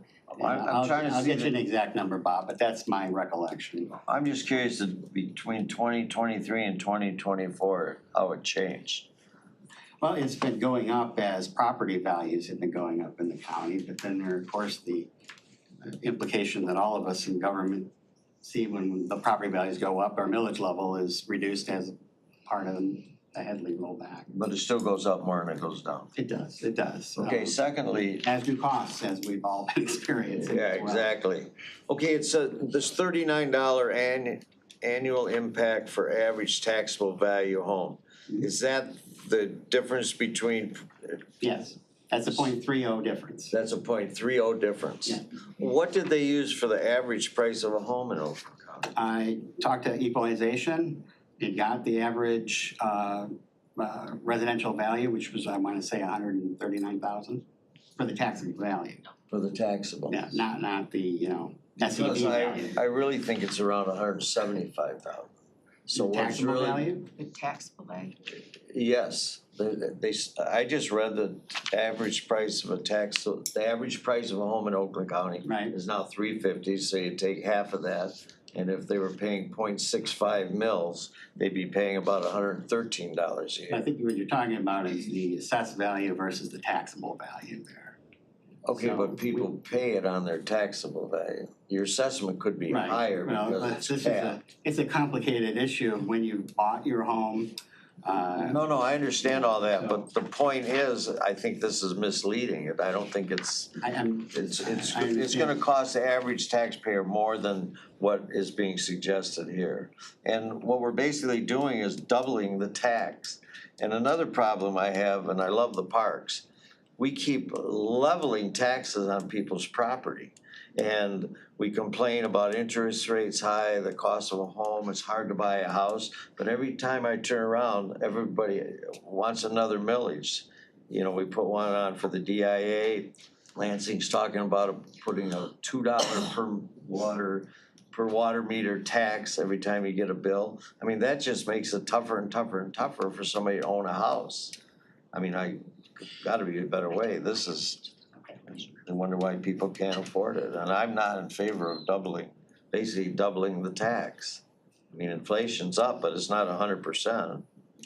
Well, all I can tell you is that this is the amount of increase that would be necessary to do the things that we've proposed here. Well, if you need $100 million, you're gonna collect it in 4 years at $24 million a year. As I said, that would be half of what we, our collection we would anticipate putting in to the $100 million. So that's other things that we've laid out.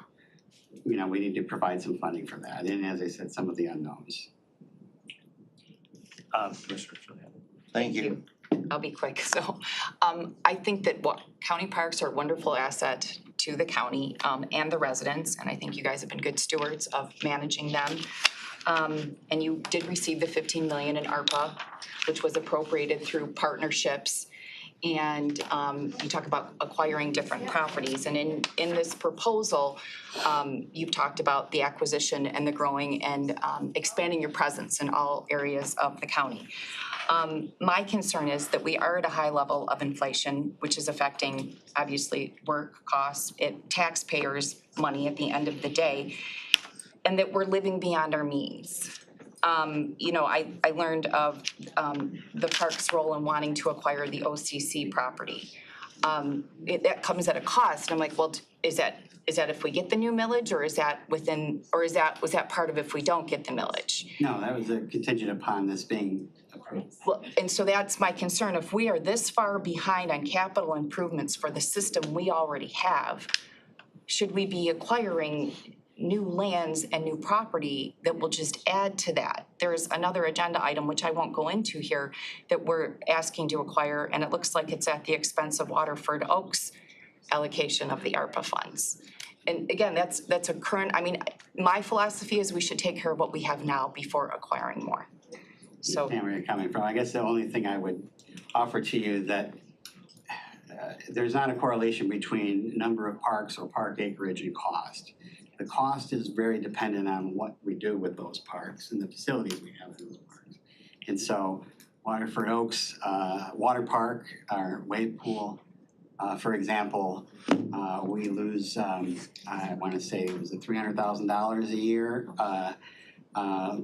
in expenses over revenues, which works out to about $18 a subsidy per person. We could operate 5 parks that are And I completely understand that you have to look at the whole park system, where you're making money, where are you not, or where are you able to maintain and not maintain. Mm-hmm. I'm just saying that I don't think it's a good idea that we're requiring more properties before we take care of what we have now, work with what we have. And that's just my 2 cents. We're at a time of high inflation, so. I only think, again, I don't want to debate back and forth, but we don't have, the costs that we're incurring with the new acquisitions are nowhere in the vicinity of money that if we had saved, we could address these issues. They've been put off because they're simply beyond our means. We would not acquire a golf course now. We would not acquire or develop a water park. Now, we haven't added any of these types of facilities for at least 25 years, but we all live with the legacy of decisions that were made in the past. And many of them, as I've said, are quite popular with the public. And there's realities of the situation that we're gonna face. And I understand that. I don't, like the agenda item to acquire more at the expense of one. I think we have to live with where we're at now, but it's my 2 cents. Thank you. Any other questions? Commissioner Singal. Thank you. Just quickly, this is, having seen this both from the Parks Commission and what's been presented, I think that this is a very thoughtful process from what I've seen. This is not just, asking for blue sky. You've actually gone through and assessed, what the needs are, including some, as you said, legacy costs that need to be addressed. My question is, you've given us some wonderful materials such as the Great Parks PowerPoint and so forth. If this is approved by the Board of Commissioners to be placed on the ballot, what will you be doing for public outreach to educate people about the millage proposal? We are preparing to put together a video. We have the one pager that can be distributed.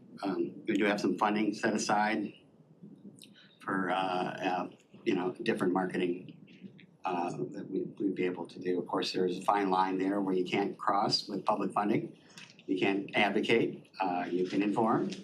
And so while we haven't kind of firmed up exactly what the strategy will be there, it's a big county and you can only stretch those dollars so far, but we will definitely try to find ways to get to as many people as possible. And I look back at the plan from 4 years ago and it was pretty active, and we're gonna try to use that example again. Commissioner Taylor. I'm a big supporter of Parks and Rec, and I use them all the time. That's not my problem. I can see all the hard work and everything that you have here. My problem is going to my residents and asking them for additional monies. And especially in Southfield, we've asked for a senior center, we've asked for pool, different things of that nature. We've asked, in Oakland County has just been wonderful with a lot of the ARPA funds. Carpenter Lake is one of the educational centers that people are gonna be going to, and the work there is beautiful. I encourage everybody to come out. But I'm struggling with asking because we just had, and for 20 years is I understand it all, I really do. But when I'm face to face with my voters, and my name's on the ballot this year, you guys. I am really, we just had the schools where we did another 30 years for them, and that millage passed.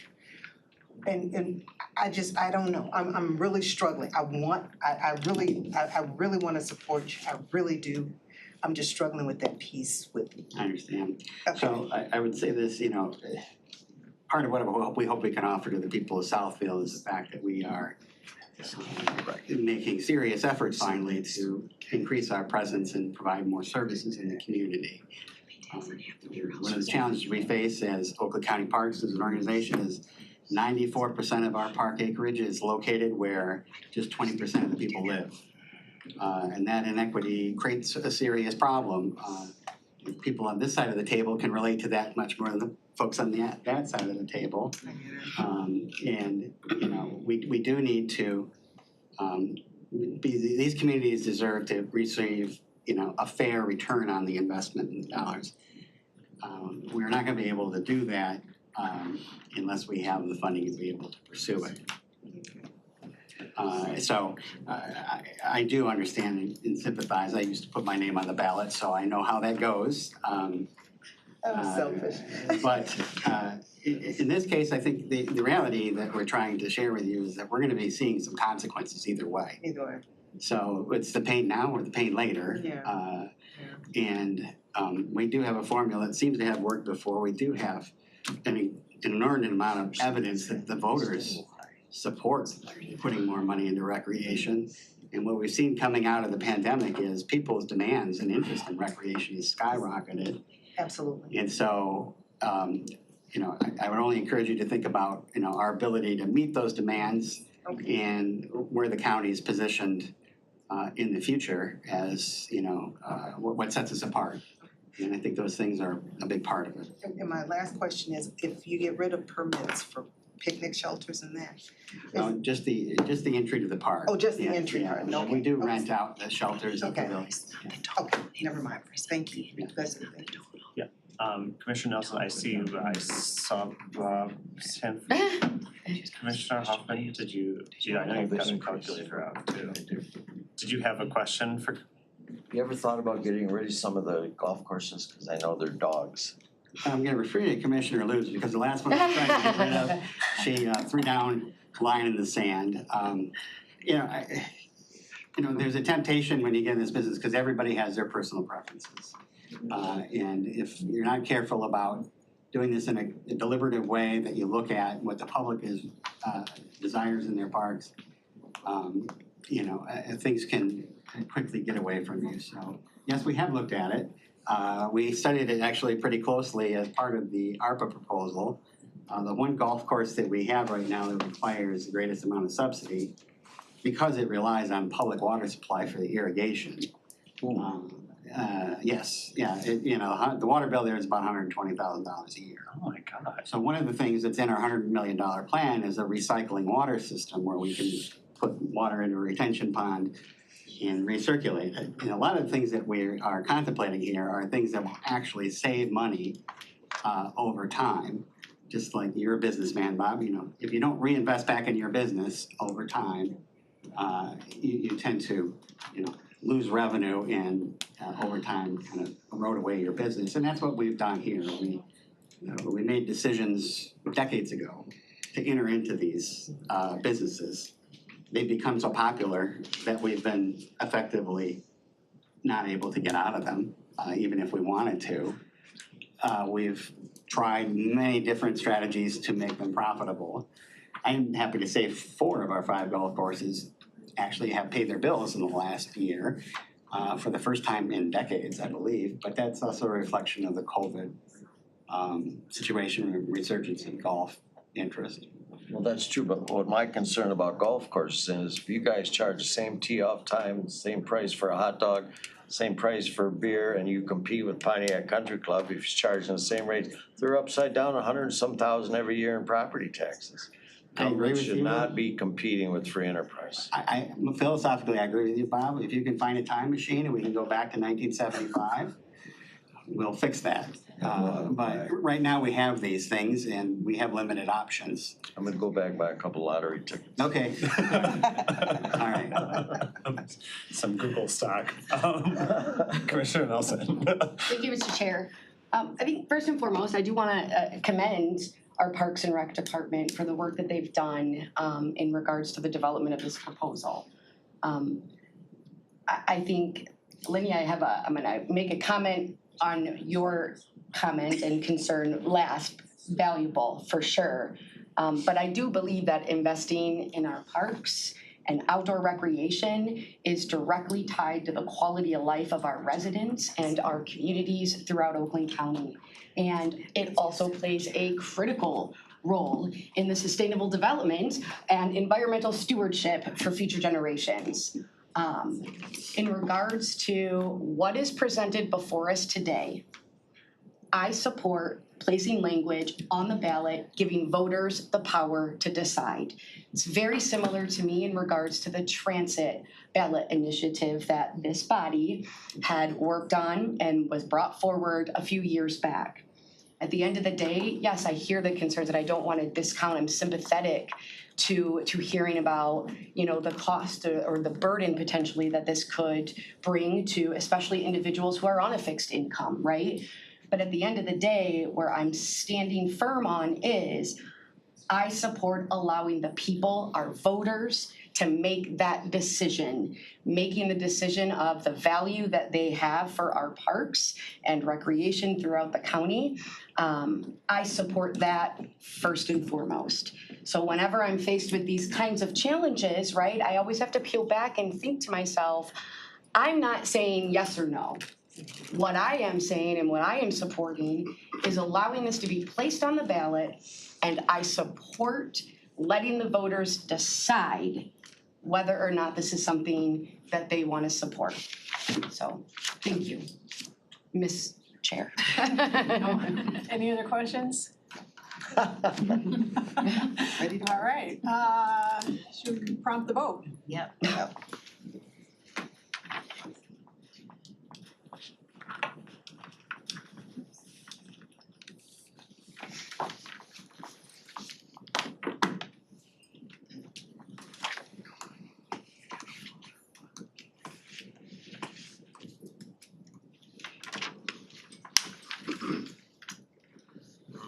Singal, Yes.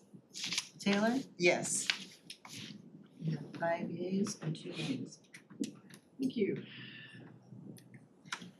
Okay. Where we at here? Okay, moving on to our last bit. Oh, I did not use that vote, did I? Yes, you did. Sorry. Musical chairs. I move it. The last one? That's right. That's interesting. Thank you. Seconded by? You wanna second it? Sure. Commissioner Erickson Hall. Hi. Hello again. I'll try to be as brief as possible on this item, so. There is roughly, I think it's 105 acres. 103 acres of property that's part of the county campus that the county purchased in the early 2000s when the longtime state hospital, Clinton Valley Center, which previously was Pontiac State Hospital and previously before that was the Eastern Michigan State Asylum, closed. And which is really part of the county campus, already publicly owned. County Executive Office conducted a review of potential options for how that property could be utilized. And at the outcome of that, determined that the best scenario would be to maintain it as green space and make it more available for people to utilize for recreational purposes. And so they brought this opportunity to us. If this is agreeable to the board, essentially what you'd be doing with this is transferring the responsibility for managing the property. All property that we have is actually owned by the county. So this, of course, would be the same. Our goals and plans for that property would be a fairly passive park that is not going to certainly have a lot of structures on it. I think we have an opportunity to build a first-class disc golf course. We have some issues with the disc golf course that came with Pontiac Oaks that is sort of tightly squeezed in that park and causing some conflicts between different users that we'd like to move them over there. There's also a rich history with that property that goes back to the early pioneer days of the county. I think it was first purchased or had a land grant like 1831. And there's an opportunity to do some historical interpretation and teaching as well as provide, trailways and opportunities for people, especially that come into the campus or our staff at the campus here to get out and get active. Somewhere to be when you're in between court appointments maybe or whatever the case may be. We always welcome opportunities to acquire great property with no land acquisition costs. So I do understand the concern about continuing to expand the park system. In this case, our plans would be to manage that park under the umbrella of Waterford Oaks. It's not going to require really, for the most part, any staff on site, other than maintenance issues that we would share, like groundskeeping and maintenance staff amongst this park, at Waterford Oaks, that park, and Pontiac Oaks. So we might have some incremental costs if we have to increase the capacity of the staff. But for the most part, you're going to see a green space with trailways and trailways that are acting as a disc golf course with the cages. So we are proposing and before finance to take some of the money that we originally had allocated for Waterford Oaks. This was a new opportunity we weren't anticipating to take advantage of what we have that money available to us to make that park available for public use, to make the minimal investments that need to be made to parking and access and facilities, basic facilities. So with that, I'd be happy to answer any questions. Commissioner Julia. So the Waterford Oaks, which is kind of sad. So what is not going to be done there that was in the proposal? We were getting pretty close to finalizing those plans. So what we are going to do, which I sent out yesterday, if you want to take a look, it's in your email, is the final plans that we have. We're about ready to settle all of that and go out to contract because all that has to be settled in order to meet the ARPA guidelines. So what we call the Paradise Peninsula area there, where there's a playground that's very underutilized and there's the platform tennis there. We're really focusing on, because there's so many needs in Waterford Oaks, I mean, that part needs a whole overhaul because of all the disinvestment over the years. We're sort of isolating a pocket there and focusing on that. So we have a really great new universally accessible playground that's themed to the wetlands that are there, that I think we were calling Cattail Cove, I think was the new brand for it. We're gonna convert the pickleball there, or the platform tennis, so it can be both pickleball and platform tennis. And then improve the bathroom building there so that it can also serve as a rentable shelter for birthday parties and that type of thing. We were going to add pickleball courts. That would have been probably one thing that has been that we might have to delay to a future phase because of budget limitations. We were looking at like a Ninja Warrior exercise area as something else that would be unique to get people out and active. And some improvements to the trail head there. It's very hard for people to find the trail system there. So that's where things landed, and those are the things that we probably will do in a future phase. Unfortunately, the money with ARPA is like, it's nowhere near what we would have to put into dealing with the water park in any stretch of the imagination. We also, I think we've hired on a designer to do a new master plan for the whole park. Okay, so I was just, Yeah. it's unfortunate that the money's gonna have to come from that park, cause it is so sad. So that is my concern that, again, we take care of what we have before we acquire more, but I already had my speech on that, so thank you. Anything else? Pam knows, I have lots and lots of thoughts about this parcel. I asked facilities, but I'll ask you all, what's the fair market assessed value of the land? We don't know. We've been glad it hasn't been brought up. The last time we took on land from the county, we had to pay for it. Catalpa Oaks, do you remember how much we paid? We had to pay the county to take on Catalpa Oaks, even though the county owns Catalpa Oaks. So again, we look at these opportunities where there's no land acquisition costs as positive. I think I saw when it was originally bought, it might have been $1 million or so, but that was 20 some years ago. I think it was about $1 million. Oh, 1 million. The county paid the state for it, but don't hold me to that. And that was 2000 or 2001. No, that's fair. I guess I'll just, for the record, I don't know. I don't know the land very well. Obviously, I drive past it every time we come here because that's how I get over here.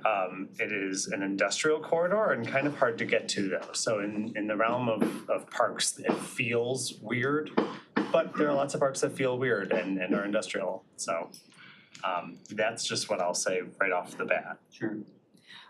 One way or another, space does need to get activated because what's is people have taken over in there. There's a motorcycle, motorbike, motocross. Very visible on Google Yes, Maps. it is. And their sense of ownership is pretty strong, frankly. If you go there on the weekend, you'll see them. They put flags up throughout the park, so they put their courses and everything in there. One of the cool things is, I get what you're saying in terms of the weirdness. We like to serve everybody, even the weird people though. So, one of the things that happened when they tore down that historic county or state asylum building is they left a huge amount of artifacts there. So you will find evidence of the old building there everywhere. And many of you, I'm sure, have interacted with Carol Egbo, our historian. She's in seventh heaven thinking about the opportunities to activate the space and teach county history, teach how treatment for mental illness has changed over the years. So we see all those opportunities. This isn't something we sought out, but we will embrace the opportunity if it's provided to us. I guess on that front, and not to pretend to be a mental health expert for historical purposes, but are people gonna find a jar of mercury Well, that's, Like, it's something, we're not gonna do an environmental area because We the are. county, we are gonna do it. We're gonna do an environmental assessment, and if it comes back that there are more problems that we wanna take on, we'll be happy to offer it right back to you. You will see, like, there are hospital beds there, that are, and things have been repurposed for, actually homeless individuals to find somewhere to be, so, we don't know what's there. Now that it's got heavy growth this time of the year, the things that were out in April are now swallowed by the forest. So, you give us an opportunity, we're gonna come up with something cool. But as I said, in this case, we weren't lobbying for this, but we're happy to take advantage of the opportunity. anything else? Can I, Sure. Mr. Chairman, speaking of lobbying for it, I mean, I just wanna say, cause I think I might have made the first call to Chris to ask whether Parks would take a look at this property for us. Because we had made the decision probably about a year and a half ago that it didn't make sense for us to build on that property. There have been environmental assessments done, there's wetlands there. I mean, the whole thing is not wetland protected, but good portions of it are. It's not appropriate for an EOC, there's things that we just decided we're not going to build on it. There's other available, more developed land, so why build on the green space? And so we had decided that a year and a half ago. We informed everyone that wanted to build on it, that we were not gonna build on it. And then we did nothing. So then we started to think about, well, why do nothing? It is space, it's nice acreage. We look for, employees might like to walk through there, like you said, people are using it. So then we reached out to Parks and said, will you take a look, what could be done here? So it just seemed like a good match to not just let it sit there the way that it is now, once we had reached the decision that we weren't gonna build on it. I do wanna mention also that there's a great opportunity to create new pedestrian connectivity to areas of city of Pontiac that don't really have that connection right now. And if you, as I used to work in this building and leave at night, you will often see people leaving the jail at all hours and walking across that property and heading in that direction. If there were, more pedestrian opportunities there's the Augusta Drain that runs all along the property, and the Grand Trunk Railroad is next to it there. But because WRC already owns that property, that's ready-made for us to put in some trailways that will connect all this and give people opportunities to get to the county services that are here, so. Not to belabor a point, but since we're up there, was selling the property a consideration too? Not like, I like green space, Dave Coulter but- asked the same questions that you asked, so yes, we did consider it, but we just thought the proximity to the campus and preserving that as part of the campus still made, the best sense for us. Okay, do I know, Commissioner Nelson? Thank you, Mr. Chair. I have been to this property. It's actually a really cool property. There's a lot of what I like to call patina features and aspects laced within this property. And hey, maybe there might be an opportunity in the future to potentially take a look at growing some food and gardens and orchards like in history, and maybe our inmates might be able to grow and have fresh fruits and vegetables for them. So I do support this. I do respect some of the comments that Commissioner Joliet made in regards to some concerns about now sharing between 3 other parks. But I'm willing to continue to support this, knowing that I know our Parks and Rec Department values and supports all of our parks. It's just a matter of timeline and timing. So, thank you. Yeah. All right, motion on the table is to recommend to the board. Madam Clerk, could you please prompt the vote? I'd just like to, while this is happening, thank everyone for patience. I try to keep every meeting short, and if one goes severely over. Yeah, well, we especially appreciate your patience today, and next water park visit's on me. Julia? Thanks. Johnson? Yes. Taylor? Yes. Eaton? ayes, 0 nays. Thank you all very much. That concludes our regular agenda today. Moving on to public comment number 2. Anyone from the public wishing to address us on any item at all? Now's the time to do that. Oh. I have one for Mike Flores. From Hazel Park. Yep. Make your way to the head of the table. You got 3 minutes. I'm sorry. Buenos dias, good morning, Commissioner Johnson, Commissioner Gold, Commissioner Joliet, Commissioner Hoffman, Commissioner Lubes, Commissioner Nelson, and Commissioner Garchison, Commissioner Dave Woodward, if he's still on the call. Good morning, my name is Mike Flores, my pronouns are he, him, and I am a proud Oakland County resident.